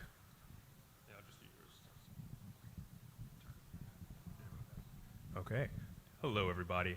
I am Dr. Dane Brown. I have been a coach here since season 1, coach. I'm really excited to get back into this. I really love coaching cyber teams, helping mentor young people to have a really good future in this space. So just excited to kind of get into this and get going again. Fantastic. All right, folks, so this is how today's going to work in terms of the draft. As we've shared, we are announcing 40 athletes that have been selected to the Season 5 U.S. Cyber team. How that's going to look is 8 rounds of 5 athletes will be announced. We will announce these athletes one at a time, and then Coach Brown and Coach Brunty and I will have a little bit of banter after most rounds about some of the athletes and why they were chosen. And we have a couple of guest plugs in terms of coaches and mentors that couldn't be here today, but wanted to give some shout outs to the athletes that were selected. So we have some recorded videos of their shout outs that we will play for you as we get started. So with that, round 1 is going to kick us off with an individual that needs no introduction. We've talked about him already. I already said he's got a space in the U.S. Cyber Games Hall of Fame. It is Sam Myers, returning from Season 1. Next up, another returning athlete, Ali Pettit from the Season 1 U.S. Women's Cyber Team joins us for the Season 5 U.S. Cyber Team. Ali comes to us from California State University, Bakersfield. And as you can see here on the slides, we've included their primary and secondary specialty areas in terms of their areas of focus for competition. And with Ali, it is pwn and attack and defense. Next up, another legend here with the U.S. Cyber Games program, we have Sala. Sala is a returning athlete to the Season 5 U.S. Cyber Games program coming to us from Northwest Missouri State University. And Sala, as a fun fact, was the Season 5 U.S. Cyber Open category winner for web. So he swept the web category and took first place in that capacity. Number 4 in round 1 is a brand new athlete to the U.S. Cyber Games program. This is Caden, and Caden joins us from CMU, that is Carnegie Mellon University. And Caden has a little bit of history with the U.S. Cyber Games program, and I'll let one of the coaches talk about that here shortly. Focusing in on crypto and forensics here with Caden. And to round out round 1, another brand new athlete, Seth Williams. Seth comes to us from California. Seth is a youngster with a very bright future. His 2 category areas, web and forensics. Give it up for round 1 of the Season 5 U.S. Cyber Team.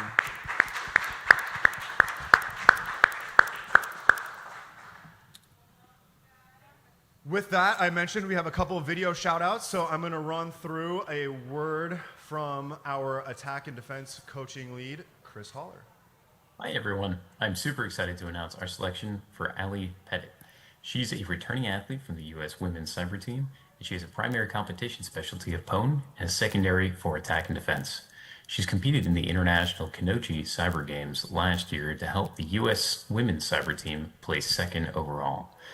Ali is an extremely impressive vulnerability researcher, currently holds 11 CVEs, and she has the OSCP and GXPN. She's recently graduated from Western Governors University on the accelerated path and has earned her bachelor's in computer science. Overall, she's an absolutely phenomenal athlete with extreme potential for the season. I couldn't be more excited. Congratulations, Ali. Excellent. And one more from Chris. Hi, everyone. I am so excited to announce Salah Abbas as being selected for our draft again. He's returning for a 3rd season, and he's been an exceptional athlete that we've had on the team. He has a primary competition area of web and a secondary in RE. He's also very strong in AI, which is one of the new areas we're taking a very close look at. Salah is a software engineer at Microsoft, and he's got a strong background in data science and web applications. Fun fact is that he does not actually work in cyber, but loves to compete in these challenges together to solve complex problems with the team. Salah has a knack for AI analysis and jailbreaking these systems in extremely impressive manners, and he's represented the US Cyber team in many international competitions, and we truly are lucky to have him on the team again. Congratulations, Salah. We're looking forward to it. Right on. And those of you that don't know Chris as our attack and defense coaching lead, he's been with us the past couple of seasons and has really transformed that aspect of the program in some really cool ways. But let's get back to it. I know, Coach Brunty, there's a couple of individuals up here on the screen that you're a big fan of. Talk to me a little bit about Samwise. Sam Myers. You know, when we talk about respect, we talk about respect around the country, we talk about respect around the world. And we brought in a group last season that has the talent and the will to win. And they understand that there's no greater honor than to represent the USA in international competition. And Sam is one of those individuals. I'll just talk a little bit about him. We saw his talent really shine through as a captain back in Denver. Back in June, he spoke at the NIST conference, and just a wonderful, wonderful articulated speech. We spoke with him twice. He served as our captain this past year. He spearheaded our hardware efforts. He's been with us since the beginning. He's part of that effort of experience and that continuity that we continue to bring on. It's been my absolute honor to coach him and to have him as a captain because he brings that experience with him. He makes this job easy, truly. Glad to have him. I agree. It's been, you know, from the sidelines, from my role here at the US Cyber Games program, Sam is nothing but a pleasure. Absolutely thrilled that he's back for season 5. And how about some of the youngsters over there? We have 2 newcomers to the team. We have Caden and Seth joining the US Cyber team for the first time. Caden has a little bit of history with the US Cyber Games program. What do you got to say about those 2 guys? Yeah, well, Caden came to us last year as a non-player developing some of our crypto challenges. And he was very impressive as a young individual building challenges for our team and training exercises. So it's a privilege to bring him in and add to that crypto experience that we're always looking for. And then obviously you look up there and see Seth Williams in high school. So that shows the youth that we're bringing into the program and the mentorship that some of our older players are going to be able to give to the younger players. And I think that mix is going to help us in the long term. I really do believe that, and excited to have these 2 young players on the squad. Awesome. Thanks, Coach Brunty. And moving forward into round 2 then. The first athlete off the board in round 2 is Miss Shiloh Smiles. Many of you probably know Shiloh. Shiloh is a true powerhouse coming to us from the Citadel. Shiloh was the captain of the U.S. Women's Cyber team.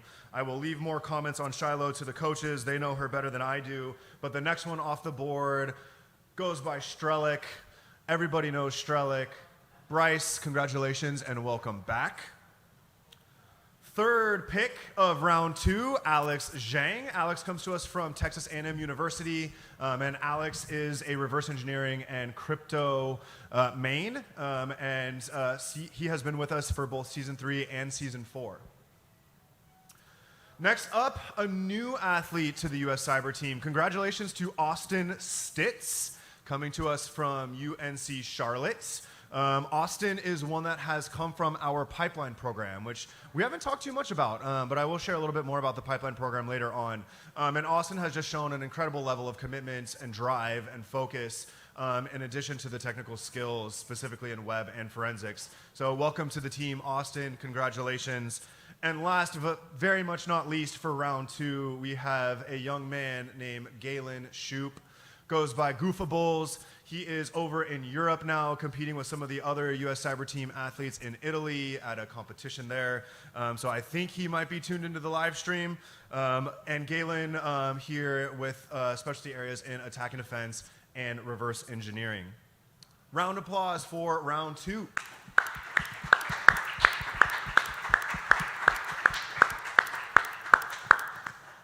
All right, Coach Brown, I want to pick your brain a little bit. Let's start with Bryce. Bryce has been with us for a little bit of time. He's traveled with us to a couple of competitions, and he's back. Talk to me about what you've seen from Bryce and why he's still here. Absolutely. Thanks, Brad. I'm really excited to have Bryce back for a third season now on the team. Are these guys too young to be able to call somebody a goat? You know, I absolutely love him, and beyond just my love for him and what he brings to our team as a player, he's just really well renowned, right? He has an amazing pedigree coming into the program, and he has just incredible experience in his main area, right, which is web, right? People know how good he is at web, what he brings to the ability to solve challenges. So outside of being just a great player, he's also a really good teacher, right? We have times where we have the players teach each other. So we have these office hours meetings. We have these office hours meetings, and there's times when they present challenges for one another and show how to walk through them. And sometimes they have a bit of a, what does that mean? Okay, sometimes they have a bit of a too cool for school kind of attitude about like, oh, am I getting real value out of this? But when he does the teaching, right, there's absolutely no question that everyone is learning, everyone is getting some value out of it. So what's great about this is I actually interviewed him, right? You mentioned what the required things are for us to do, and every single athlete gets an interview coming in. And so I got to sit with him, and I think I've done his interview every year at this point. Which is a great thing. And so there's not very many more questions for me to ask him. I actually just turned his entire interview into a session of pulling insight out of him about what it is that we can do to supercharge the team, because he has just that incredible depth of insight. So I actually put here #futurecoach. Right, so that's just putting Bryce on notice. All right, I've got my eye on you, not just as a player, but for great things in the program in the future. That's awesome. And one of my favorite memories of Bryce, we were in Italy last year for the ECSC in Turin, and one of the coaches from a European team, I think it was Denmark, came up and was like, wait, you guys have Strelick here? How did you guys get Strelick on the team? So Bryce, congratulations. Thank you for all of your hard work and all of the influence you've had on this team. I'm going to kick it over to Dr. Brunty, Coach Brunty. Shiloh. Shiloh's been with us now for season 3 and season 4. She's part of the season 1 U.S. Women's Cyber team and has really left a mark. Talk to me a little bit about Shiloh. My pleasure. She's been the captain of the U.S. Women's Cyber team. She has earned her spot on this team. She's adding experience in hardware. She's a player. She is right now with Galen in Italy competing as we speak. That's why she's not here. It just speaks to the experience that we're leaning into. And I say this for historical purposes, for anyone that's tuning in. If there's a young girl that's out there that's watching this stream or goes back and watches this stream, look at Shiloh Smiles as a template of what you would aspire to be as a young girl. As the dad of daughters, and I truly mean this from the bottom of my heart, I hope that my girls grow up to be just like Shiloh. And I say that with a lot of respect because she is breaking molds that not a lot of women are doing right now. And I think that's important in this field. But not only that, she's helping us win. And that's one of the important things of representing this country and doing a dang good job of it. You're giving me goosebumps over here, Coach. I love it. Girl dad for the win. Absolutely. Absolutely. I mean, Shiloh continues to show up day after day, despite the adversity, despite anything, and just forward motion all the time. So hats off to Shiloh. Hats off to round 2. Give them a round of applause if you don't mind. Round 2 of the season 5 U.S. Cyber team. And folks, as we get into round 3, I forgot to mention this earlier, but that's why we have a commissioner, because she passes me little Post-it notes with helpful reminders.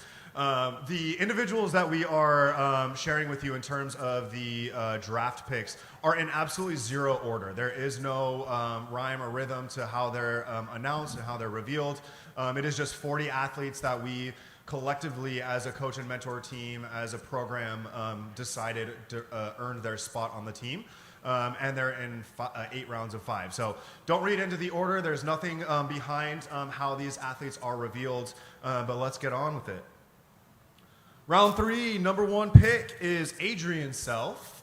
Adrian comes to us from Michigan State University, and Adrian's been one of those that has been around the program for quite some time, and we've been on several trips together to competitions. Always just an absolute pleasure to have on that travel roster. And in terms of Adrian's specialties, crypto and hardware. I think you've heard a little bit of talk today about the hardware category becoming kind of more and more in focus, not just as we see it at the European Cybersecurity competition. There's a physical device that the athletes are handed that they are responsible for solving challenges on. But as we look to kind of expand our program and some of the events that we're going to, hardware competitions like MITRE's, ECTF, certainly right there in focus. And so, Adrian, congratulations and welcome back. Next off the board is a man that needs zero introduction, but one of my absolute favorite humans, Josiah Stearns, goes by Boot Kid. He's from the U.S. Air Force Academy. And those of you that maybe aren't as familiar with the program, Josiah is one of those just kind of like iron humans. It's just like, he's a machine. He is always showing up. He is always showing out. He is building competition environments. He is captaining the team. He is running office hours and scrimmages and so many things. His focus is certainly on the attack and defense side, but also that web specialty there is critical. I can't say enough good things about Josiah Stearns. Josiah, congratulations and welcome back. The next individual off the board, a young man from Purdue University who is new to the U.S. Cyber team. Congratulations to David Rackvan.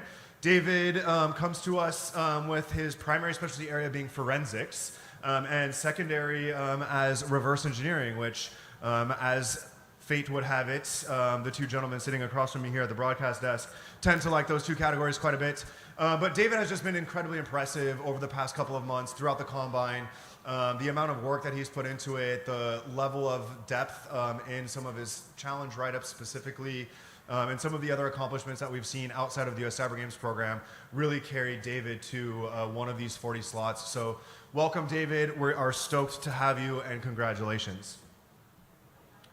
Next up, we have Andy Gu. Andy is another new athlete to the U.S. Cyber team, coming to us from the University of California, Irvine, just north of my hometown in San Diego. Andy has also participated in the pipeline program in the past and has been just a stellar kind of a continual improver. And, you know, as we look at the pipeline program, as we look at the program overall, the individuals that have that grit, that have that drive and that kind of tenacity, the thirst for knowledge and to continue learning, you know, Andy is certainly one of those.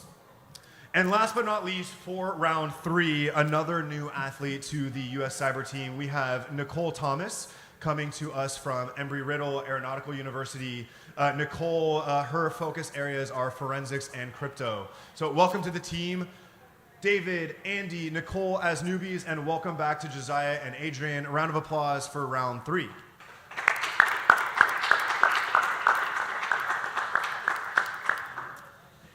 And we thought it was fitting that we have a couple of new folks selected in this round, and one of our most influential new mentors really kind of advocated for these two individuals. And so we have some very kind words from mentor Atet Cow.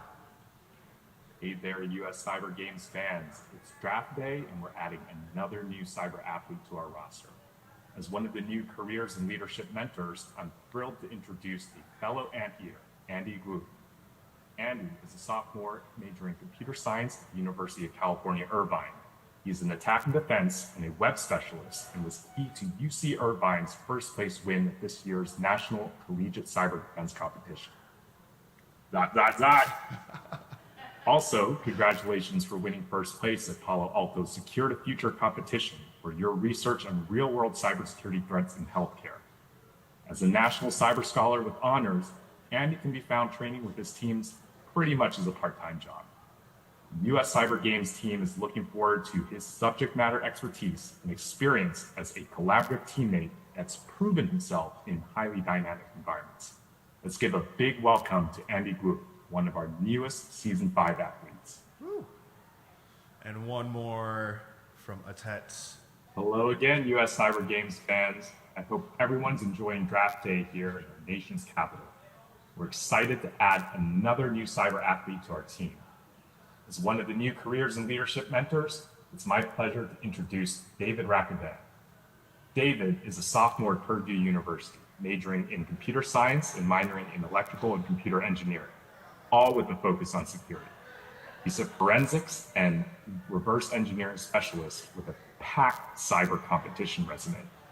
Cyber Patriot National Finalist in 2023, National Cyber League Individual First Place in 2024, and more recently, Department of Defense Cyber Sentinel Challenge third place while competing in the US Cyber Games Cyber Open this summer. Also a National Cyber Scholar with honors, David has served in multiple leadership roles and leveraged his skills in multiple industry internships. The US Cyber Games team is looking forward to his competitive expertise and experience in handling a variety of challenges. Let's give a warm welcome to David Rakuden, our newest Season 5 athlete.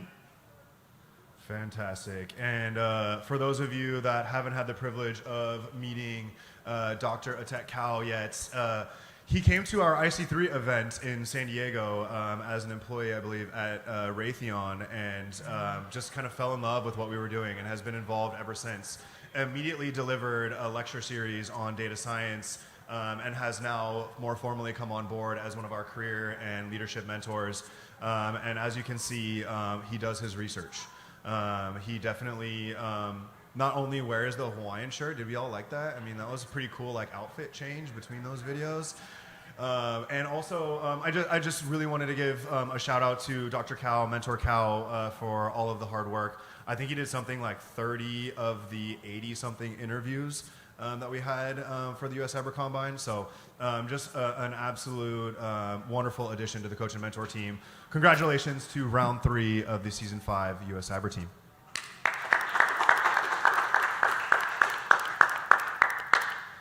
Moving forward, round 4, we have first off the board an individual that has made an incredible impression on the US Cyber Games program over the couple seasons he's been with us.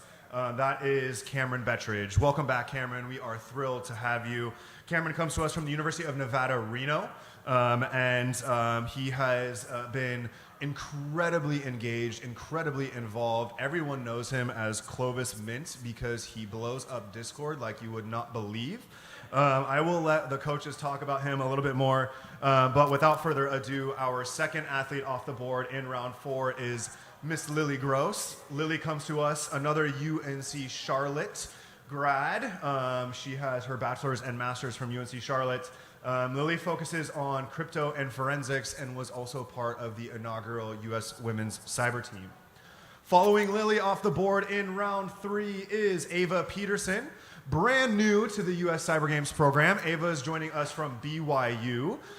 We have started to recruit more out of BYU. Thank you to Mr. Justin Applegate, one of our earliest US Cyber Team athletes who runs the cyber team there and is very engaged on campus and continues to send us phenomenal talents. Ava, congratulations and welcome on board. We are thrilled to have you here. Next, a gentleman that is here in the room. We love this one, the real Chris M. This is Chris Marotta. Chris is coming back. He joined us initially with the Season 4 team, and Chris focuses on attack and defense and forensics coming out of the University of Virginia. I won't hold it against you. I am a Hokies fan. It's okay. Welcome back. We're thrilled to have you. And last but not least, for round 4, we have Gabe Gordon. Gabe was one of the first high school kids that we drafted onto the US Cyber team, and that was back in Season 3. And he continues to shine. He continues to just blow us away in terms of some of his technical expertise. He comes to us from the University of Alabama, Huntsville. I remember when I first announced him in Season 3, it was like, I'm a high school student, but I also take a class at University of Alabama, Huntsville, so just say I go to University of Alabama, Huntsville. And so just to see his growth, to see his commitment, to see him really shine has been incredible. And Gabe focuses in primary specialty area of reverse engineering and crypto. With that, I'm going to pass it back over to the broadcast booth, our coaches over there. I'm going to start with Dr. Brown. Dr. Brown, there's a young lady up here, Lily Gross. I know she has quite the history with the U.S. Cyber Games program. Talk to me a little bit about what caught your eye on Lily. Yeah, you got it. I'll try this one more time, and then I'm going to switch mics with Josh if I have to here. But so really excited to have Lily on the team. Lily came to us from the women's cyber team, right? So we just finished the full season, season 1 for the women's cyber team, and she was the MVP, voted MVP, most valuable player from that team. So having her now on the broader U.S. cyber team, what she brings as far as expertise, the strength that she has for us to compete in more games as we're going to be doing here. She is strong everywhere, right? Not just at solving challenges, but I know that she was extremely useful in doing the tool development and just getting them prepared to compete at the best of their ability everywhere.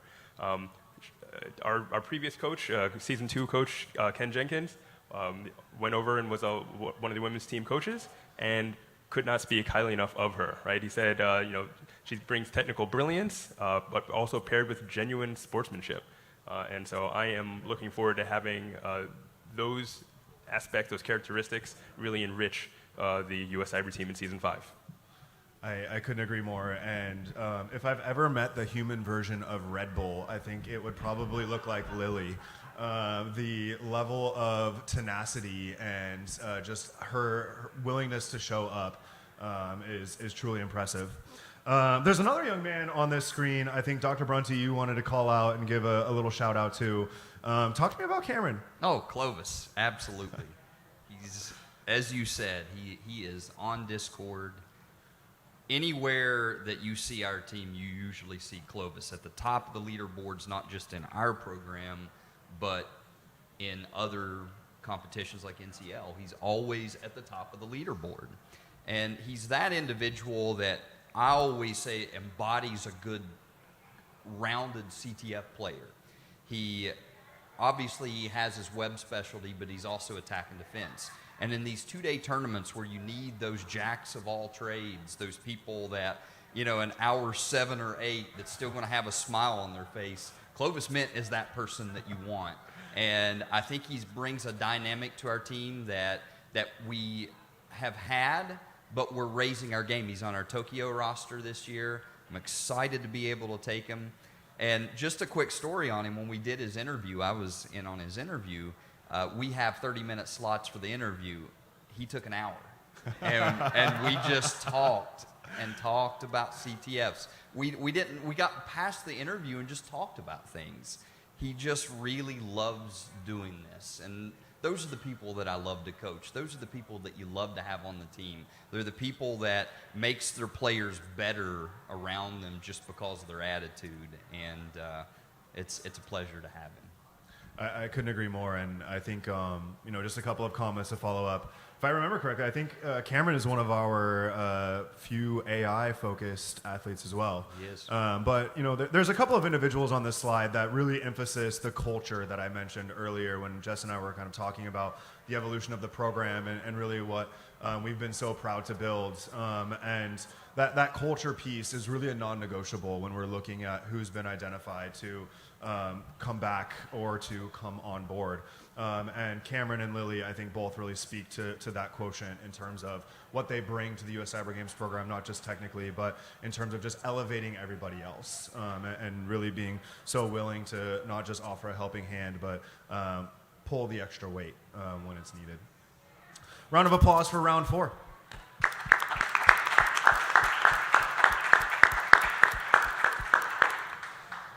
Moving into round 5, we have first off the board Rajat. Rajat is another legacy athlete here with the U.S. Cyber Games program. You'll see the stat here in a little bit, so I'm going to kind of offer a spoiler, but we have 2 athletes that have been with us since season 1. And I think that is absolutely phenomenal, and Rajat is one of those. Rajat has been with the program since its beginning and has grown with the program like I'm not sure anybody else has. And it's just incredible to see everything that Rajat brings to our competitions, to our training spaces, and everything that we put in front of him. He's just so kind of willing to tackle it. He shows up with his glasses on and he's ready to go, and he's always bringing the little costume things to the competitions to drive the energy. Congratulations, Rajat. Welcome back. Next up, Shane Donahue. Shane has really made his mark on the attack and defense side. I know he really spearheads a lot of the custom tool development, specifically, and a DSU grad. I think we all know there's something in the water out there at Dakota State. There's several athletes on the U.S. Cyber Games program from DSU. In addition to the attack and defense and the custom tooling and all the hard work that Shane puts into that, he also specializes in PWN, binary exploitation, and Shane has been with us since season 2. Third in round 5, J.D. Wang. J.D. Wang is coming back for his second season on the U.S. Cyber team.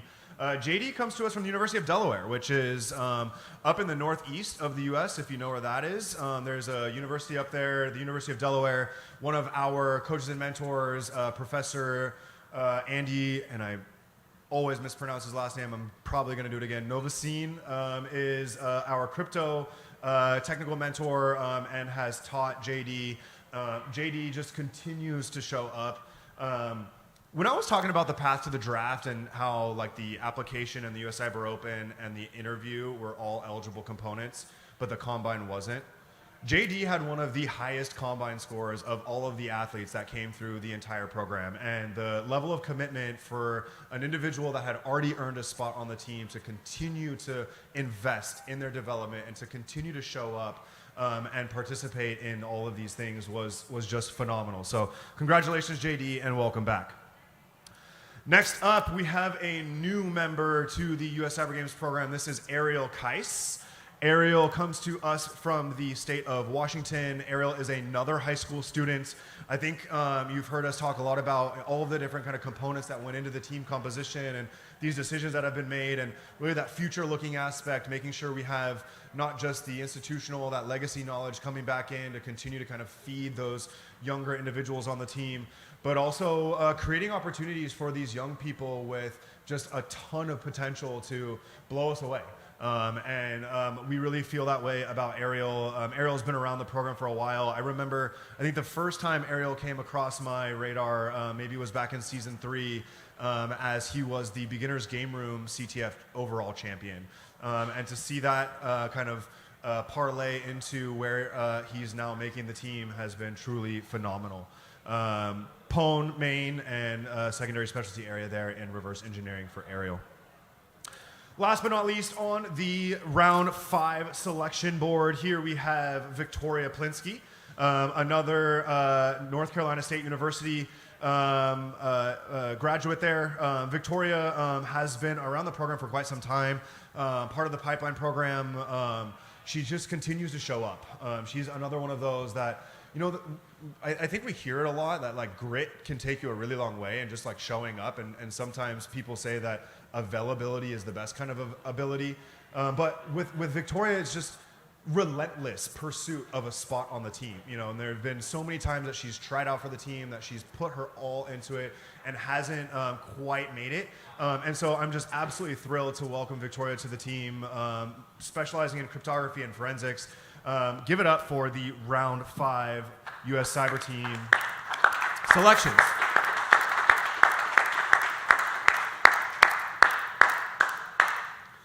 All right, I think I provided more commentary than the run of show suggested I should, so we are going to go ahead and move forward into round 6. And round 6 is going to kick off with one of those, are they too young to be called GOAT kind of conversations. This is Nakul. Nakul comes back to the season 5 US Cyber team after originally being selected to season 4. Nakul is one of those just absolute brilliant minds. And I'm going to let the coaches talk a little bit more about him, about them as we get further into it. But a high school student there. Next off the board is Gwen. Gwen I love her last name. Vonkasamsiri, I believe, is how you pronounce that. I know how to spell it, and I'm very proud of myself for that. Gwen was a member of the Season 2 team, the Season 3 team, and the Season 1 women's team. Another DSU graduate. And Gwen is just one of those people that everybody knows. She's at every conference. She's all over the place.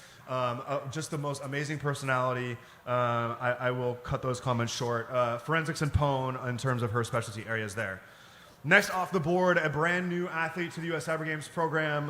This individual comes to us with a letter of recommendation from one of our coaches and mentors, Jesse Varsalone from the University of Maryland Global Campus. Jesse's been around the U.S. Cyber Games program for a couple of seasons now, been very impactful in our pipeline program, has been teaching this stuff forever, and an endorsement from Jesse just goes an incredibly long way. Brandon earned it. I will say, the endorsement from Jesse definitely helped, but looking back, I think Brandon was 11th overall in the U.S. Cyber Open, and so, just seeing him kind of come into the fold and just knock it out of the park has been phenomenal. Brandon comes to us focused on forensics and web. The last two picks of round 6 of the Season 5 U.S. Cyber team, Nicholas Posada, coming back from Season 4, another Purdue University graduate. Nico was with us up in Canada a couple months ago for the Canadian National Finals. I believe Nico is going to be on one of the travel teams coming up here. And as you can see here, Nico was first place overall in the U.S. Cyber Open, the competitive CTF, and to really drive that success, took the category winner for reverse engineering. Last but not least, Lav is coming back from the Season 4 U.S. Cyber team, another high school student. The young talent is mind-blowing. If you haven't been involved in the U.S. Cyber Games program from a coach or mentor or sponsor or partner perspective and don't see the level of technical expertise that these athletes have, in high school, in college, it doesn't matter. Everybody is surprised by the technical chops that our athletes come into the program with. And Lav is no different. Third place overall in the Season 5 U.S. Cyber Open as a high school student focused on web and forensics. With that, we have a special shout out from Jacob Elliott, the man, the myth, the legend, our CTF coaching lead. Pseudo is here with a video endorsement for Miss Gwen. Hi there, CTF coach Jacob Elliott here, ready to welcome a new member to the team, but someone that's been with the program for several years, and that's Miss Gwendolyn Vonkasamsiri. She's somebody that has been around all the way going back to Season 1, Season 2, and even during the ICC in Season 2 in San Diego, she came and volunteered her time along with a group of DSU students and people that were involved with the program, and even ended up joining a Team Africa versus the World team when many of their athletes weren't able to make the travel to the U.S. So she's someone that's really passionate about cybersecurity and about the industry and learning and really just participating in that global community. She's coming on board the team as a forensics and Pwn specialist. And aside from that, she's someone who really just kind of does it all. She's a recent DSU grad, magna cum laude with a focus in cybersecurity. But aside from that, she also did varsity volleyball and the cybersecurity club there, and also participated in the U.S. women's cyber team. So she's someone that we're really proud to have on the team, and we know is really going to go far on this team and in her career. So Gwen, welcome to the team. Just to echo some of Jacob's comments there on Gwen. Gwen was out in San Francisco at RSA with the inaugural U.S. Women's Cyber Team, really representing us out there for the CTF that we held. She helped found and start CyberHer, an organization, nonprofit, out of DSU. So she is just highly engaged. She is a go-getter. She's absolutely brilliant and just a pleasure to have on the team. Dr. Brown, there's this young man over here, Nakul, and Nakul is coming back for Season 5. And after a season of watching Nakul just absolutely dominate, talk to me a little bit about some of the decision behind why we've decided to bring them back. Sure, yeah. So you were looking for an adjective before, and I want to offer a different one here. prodigy. There we go. Okay, so Nicole, I think, just embodies the youth and ingenuity that we can offer on this team.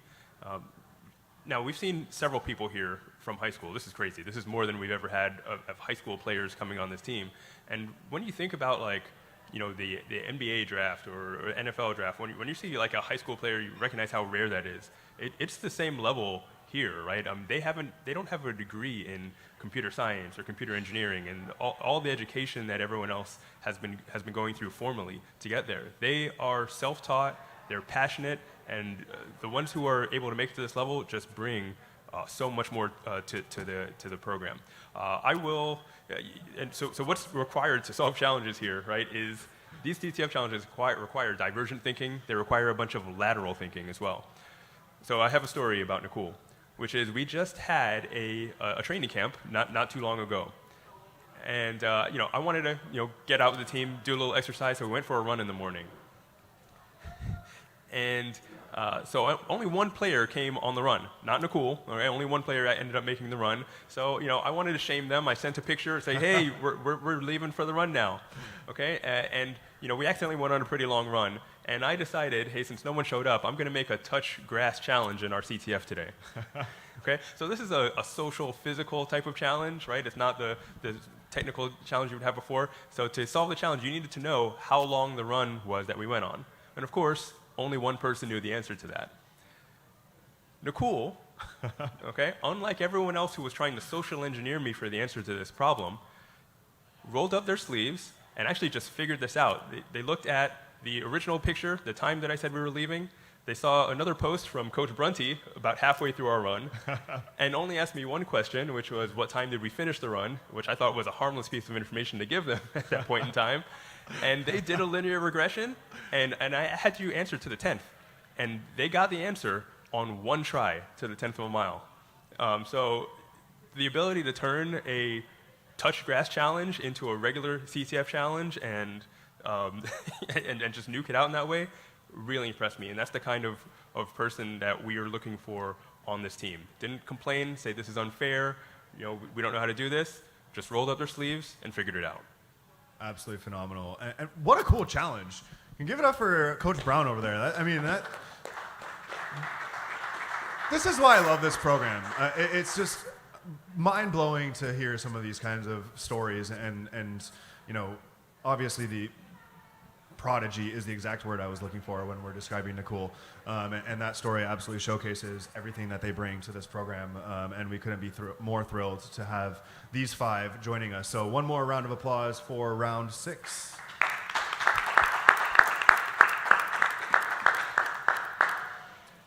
All right, folks, we are getting down towards the end. 10 more athletes to come off the board. The next 5 start with Braden.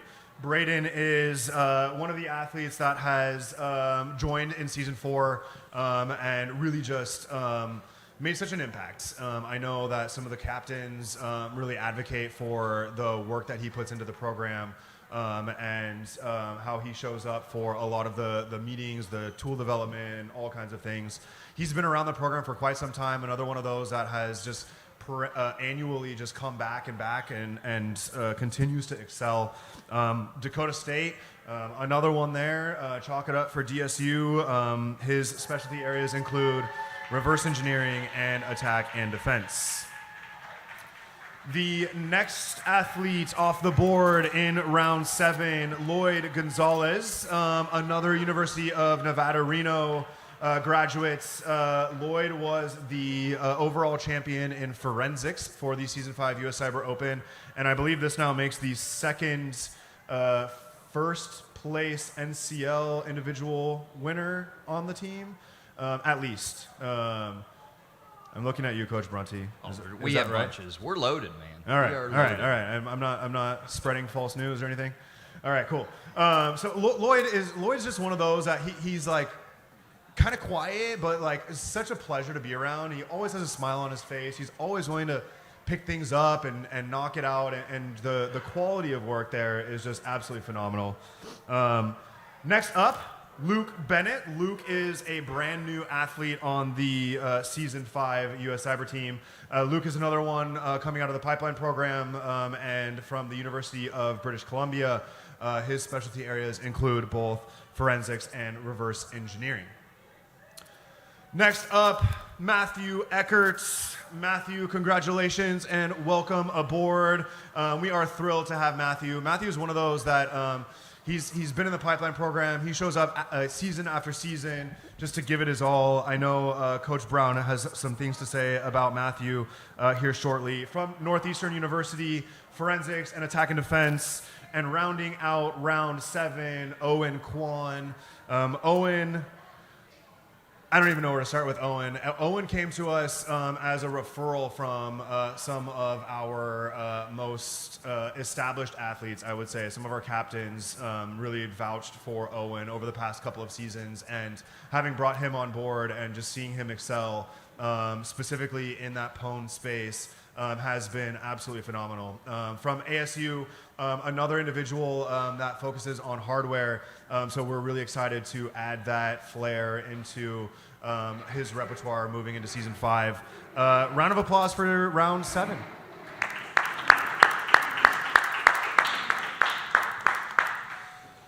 Coach Brown. Brad? We spent a weekend together a couple weeks ago in the Coach and Mentor Summit, and after we identified Matthew Eckert, it wasn't too long after that where we were like, I'm going to give him a shout out. Talk to me a little bit about what you've seen from Matt and why you're so excited to welcome Matt to the team. I will do that. And before I do that, I'm actually going to give another shout out to Lloyd, because Lloyd is the one who came on the run with us that morning. So I appreciate you, Lloyd. Strong body, strong mind. Glad to have you back as well. All right. So as far as Matthew goes, right, I am a new player to the team. Really excited about Matthew. I haven't gotten to meet Matthew in person yet, unfortunately, but I'm looking forward to that.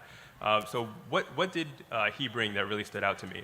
A few weeks ago, we had a speed CTF, right? So one of the things we've identified is we have people who are really good at solving challenges, but sometimes we need to kind of, step on the gas and get these challenges solved fast. And we want to know, hey, how do we press people to be able to think fast, react fast, and be able to pivot and figure out what's the fastest way to get points on the board. So we have this Speed CTF challenge, and we did it across all the different categories. So last story, I promise, here, which is I made a challenge that was a reverse engineering challenge that was based off of like the towers of Hanoi, right? You have to use recursion to solve this, and a very specific thing you had to do to know the position of all the pegs and request one of the characters in the flag. Now, you have to do this in pretty quick time. I think I gave 45 minutes for this, for everyone to try to solve this challenge. And sure enough, people figured out the general way that you can approach this, and they all wrote scripts that would eventually get these characters coming out. So people were like, hey, I've got these first few characters. But they were quickly realizing that these solutions were, if you know this term, like exponential time, right? And so the last few characters were taking 10 minutes, 15 minutes to come out. And people were starting to realize, wait a minute, this script I have, which will work eventually, is not going to solve this in this speed CTF. And so I gave them a few hints, a few gentle nudges, and Matthew was the one who actually challenged his initial assumptions and went back and said, oh, wait a minute, I do need to figure out how I could do this more efficiently, right? And I really appreciated him doing that, because he was able to then figure out the solution that actually could solve the challenge in under 20 seconds, and was the only one to solve it that evening with our extended time constraints that we gave it. So what I love about that is, he's not even a reverse engineering main, right? Matthew is a forensics, attack defense guy, but he will work hard and solve whatever challenge the team needs him working on, and is willing to be flexible and adaptable in the situation, and that's what we need for our team to be successful. Absolutely. I remember that story very clearly, and it was a challenge that I'm not sure anybody else solved. And so that was very cool to see Matthew work his way through kind of the approach and hitting a wall and taking another stab at it. So congratulations again to the 5 individuals selected as part of round 7.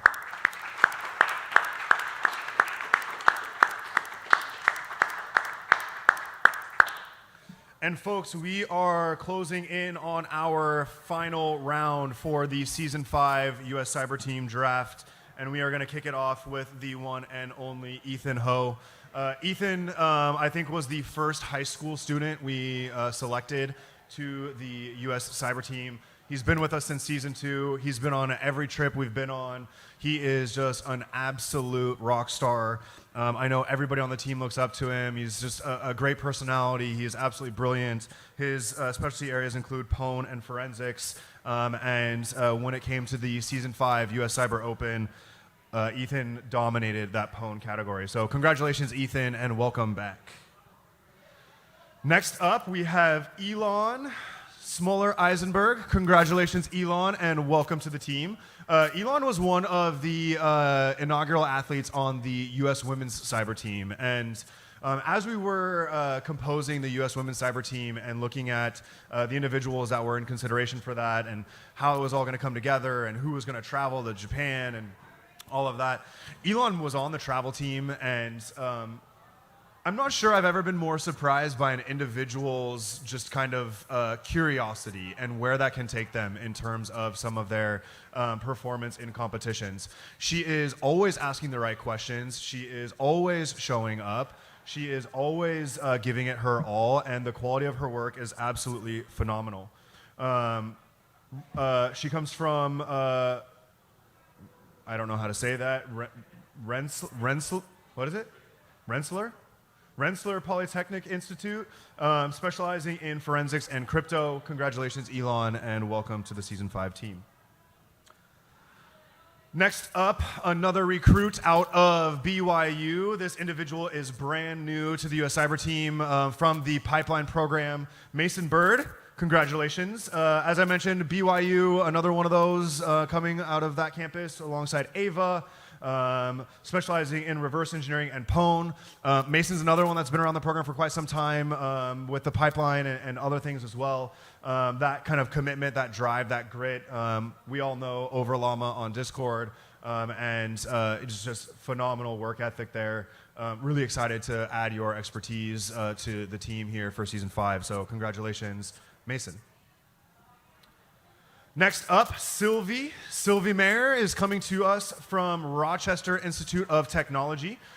Sylvie was one of those that blew us away throughout the Season 5 path to the draft. A relatively unknown quantity to the U.S. Cyber Games program coming into that process, but that combination of the work she put into her application, the effort that she put in throughout the combine, specifically in some of the speed CTF challenges and things of that nature, and then her interview, of course, really just landed her a spot on this team. Sylvie specializes in web and forensics. Congratulations, Sylvie, and welcome to Season 5. And folks, last but not least, this individual rounds out our 40 on the Season 5 U.S. Cyber Team. Philip returns from the Season 4 program coming from the Georgia Institute of Technology from my home state of Colorado. Let's go, Philip. Philip is a Pwn and reverse engineering specialty specialist. And I know Philip was another one of those youngsters that we brought on board and gave him kind of the space and the coaching to really kind of shine and see a ton of potential in Philip, and really looking forward to what he will continue to contribute for the Season 5 team. So folks, with that, let's get a round of applause for the newly identified Season 5 U.S. Cyber Team.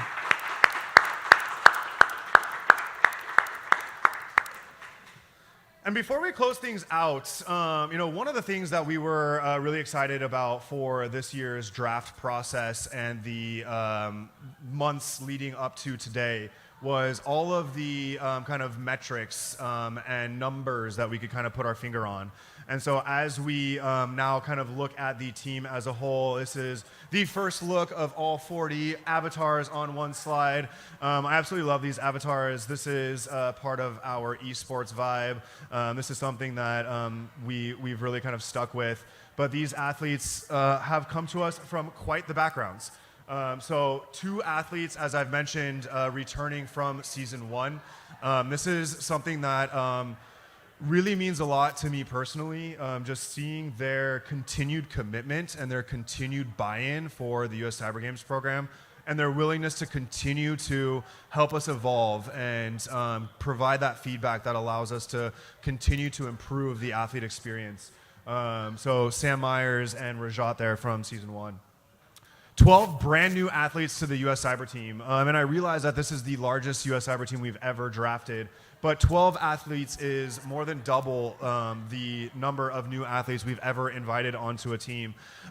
This kind of goes back to a comment I made earlier in terms of kind of the types of folks that we were able to recruit into the Season 5 U.S. Cyber Open, and their commitment and their drive and their engagement. And really making sure that we are inviting the right people, scouting and recruiting the right kind of people into the program. So 12 brand new athletes, 15 athletes with at least 2 seasons of experience. These are athletes that continue to show up, continue to contribute to the culture that we're building here, continue to shine technically, and continue to support their peers through various activities and things that we put in front of them. So huge there. And then the final shout out, 13 athletes from the Pipeline program. And for those of you that are less familiar with the Pipeline program has grown and evolved since season 1, and it's really kind of the future-looking aspect of the U.S. Cyber Games, where individuals that don't make the U.S. Cyber team for that year are invited to continue working with our coaches and mentors through a 5-month-long program that continues to elevate their skills, keeps them engaged, keeps them involved, and hopefully positions them for a spot on the subsequent season's team. And we've seen a pretty decent amount of success, and 13 athletes on the Season 5 team have come out of the Pipeline program. And then a breakdown in terms of some of the specialty areas. And I'm going to kind of kick it over to the coaches here to talk a little bit about some of the importance of the distribution here and what we were kind of looking at in terms of each of those category areas and why things fell this way. You know, relatively even spread, but Coach Brunty, Coach Brown, any thoughts in terms of some of the distribution here and how important that is in terms of finding success in competitions? Yeah, absolutely. You know, these are all categories that we're going to see not just in Europe and in the ICC, but we're also going to see at competitions throughout the season. So this is a deliberate effort by our program to draft to those subspecialty, primary and subspecialty areas to put ourselves in position to be competitive across the board, not just abroad, but here in tournaments in the States. And I think that's important to lay out when we're looking at our specialty areas that are there. Absolutely. And these are all self-identified. So as the athletes apply for the program, they get to identify which of these they want to choose as their primary and secondary. Coach Brown, any comments? Yeah, just as Coach Brunty was saying, you know, we have to think about a variety of things as we're drafting people onto the team. So yes, we need to make sure it's not just, hey, who is solving the most challenges or who just put exactly the most points on the board in this. We're trying to look at, hey, who can do this in a timely fashion, right? Who can do this the smartest way? Who can be adaptable? Who can help lead the team in ways? Who is good giving us coverage for all the different types of challenges we're going to see? Who is going to be good being available in a pool for the different types of competitions that we're going to go through. So there is just a variety of things that we're considering. And so, yes, we know what the standard different categories are that we need to compete for. And we certainly need some people who are strong in them, but we also need a good diversity in the skill sets that we're seeing here. And I'm really feeling that over these last few seasons, we're recruiting that and showing it now. Absolutely. Thank you. A couple other just fun statistics that we've pulled out. So I mentioned that as part of the application for Season 5, we asked the athletes to rank themselves on a scale of 1 through 5 in terms of about 45 different technical skills. And these are very specific technical skills, as you can see. I was able to kind of run some algorithms on the spreadsheet and look at the numbers, and pulling out, the most highly ranked tested skills or technical areas in terms of the representation on the Season 5 team. This is really what kind of that looks like in terms of their self-reported technical skills, and across the board, this is where many of our strengths lie. So lots of very specific things on here, lots of things that you all coming from the workforce do on the daily, day in and day out. This is not just competition stuff. This is certainly workforce stuff as well. So we talked a little bit about some of the CVEs. You heard this from Coach Haller. Coach Haller really came in and reimagined some of what we do on the attack and defense side, and I would say a lot of that was influenced by Boot Kid, by Josiah. And it's been incredible to see them really kind of work together and with the support of so many of the other athletes and coaches on the team. But one of the things that we've introduced is the CVE hunting exercise. And as part of our training and preparation, we've introduced this through the in-person camp, through the US Cyber Combine, et cetera, and not including the CVEs that were identified in this most recent US Cyber Combine. Season 5 U.S. Cyber Team athletes have discovered and reported more than 12 CVEs as a result of this exercise. And this is all responsible disclosure. This all gets submitted to the appropriate bodies and reported out as any CVE should. And it's something that we are incredibly proud of the athletes for really taking the initiative here and showing up in this way. Gentlemen, any comments on this exercise or on this work? I think it shows how real our program is getting. And I say this to employers out there, we're producing some really good people in the job market. And the proof's in the pudding. I mean, 12 plus CVEs. I think we're going to see leaps and bounds. We're going to get better in competition because of that. We're more prepared than I think that we have been in the past. So just those 2 slides alone make me very hopeful that we're producing the right types of people for the job market, which will trickle down to good showings in our upcoming tournaments. And this exercise was really ideated as a result of where we see the attack and defense competition space evolving. And I think, and we typically find ourselves competing in Faust-style attack and defense competitions, and being able to identify these kinds of vulnerabilities and exploit them and then report on them is a very translatable skill to success in the attack and defense competition space. I think there's 2 more slides here. Languages galore. The Season 5 U.S. Cyber Team athletes are proficient in at least 9 languages. I've listed out some of those here on the screen. And cumulative experience in terms of cybersecurity competitions, 2,700 plus cybersecurity competitions under their belts. Some of the most highly competitive competitions in the world: DEF CON Finals, CCDC, CPTC, NSA Codebreakers Challenge, Cyberforce from the Department of Energy, National Cyber League, MITRE ECTF, PICO, Cyber Patriot. If there's a competition out there, I'm sure one of our athletes have dominated it.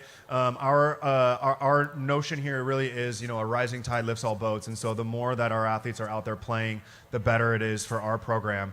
And just to really kind of underline that comment there, our athletes also compete on some of the most highly ranked CTF teams in the world. Some of them are listed here, and we could not be more proud of all of the work that they put into not just this program, but into growing themselves professionally on their own and participating on these teams. Coaches, any final comments to close us out on any of the last couple of slides? For me, it's just a privilege to be a part of this, right? Getting to mentor these guys, getting to know them, getting to learn from them, right, has been just something that I look forward to. I look forward to coming to this. I look forward to going to these events, and I look forward to supporting them, and I look forward to representing the United States of America with just this group of amazing young talent. So thank you. We're glad to have you, Coach Brown. Thank you. Dr. Brunty, Coach Brunty. There's no greater privilege than to coach and represent the USA in cyber competitions abroad. Follow us. We have a Season 4 team that's getting ready to compete. Follow this team. Support this team. We're working hard in the background right now to produce a team that is going to make this country proud. And I carry the confidence when we go to Poland and Tokyo and Australia and where in Europe next year that we will have a team that will represent well, and we'll do our very best, and I'm excited to see what happens. Love it. Thanks, guys. Gentlemen, we've talked a little bit about Warsaw coming up here next week. Just a little sneak peek at the team that'll go out there from Season 4 program. That's coming up here in just about a week and a half. And then we will wrap up Season 5 in Tokyo, Japan with the International Cybersecurity competition in mid-November. This is the U.S. Cyber Team's first time visiting Tokyo. The U.S. Women's Cyber Team was there last year for the Kunoichi Cyber Games. And so we have, I believe it's 17 athletes listed there that are thrilled to go represent the U.S. on behalf, or represent the U.S. at the International Cybersecurity competition, where approximately 85 countries are involved. So hats off to Coach Brown, Coach Brunty. As usual, you gentlemen knocked it out of the park. To all the other coaches and mentors that have put in a phenomenal amount of work over the past couple of weeks and months, not just building challenges, not just interviewing athletes, but meeting with me, hearing my voice week after week, talking about our goals, talking about how we're going to look at composition and how we're going to evaluate these athletes and build this program moving forward. Thank you, thank you, thank you. From the bottom of my heart, it is your effort and the effort that our athletes put in that allow Jess and I to create the impact that we have.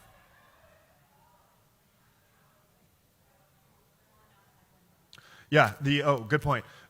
Typically, if you've been with us for a couple seasons now at the draft, we also announced the pipeline program here at the draft. That is still a work in progress. The pipeline program will come back for season 5, but we are not ready to announce those athletes yet, but that will come out publicly here in the very near future.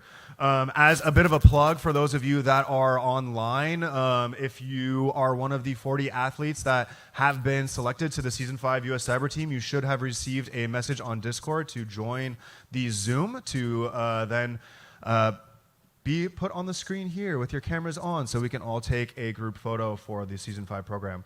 And last but not least, we couldn't do this without the support of our partners and sponsors. We got to feature Rodney here with our keynote today and the support that he and his team from the NIST program office have given to the program, but so many others that allow us to do what we do. So thank you to them.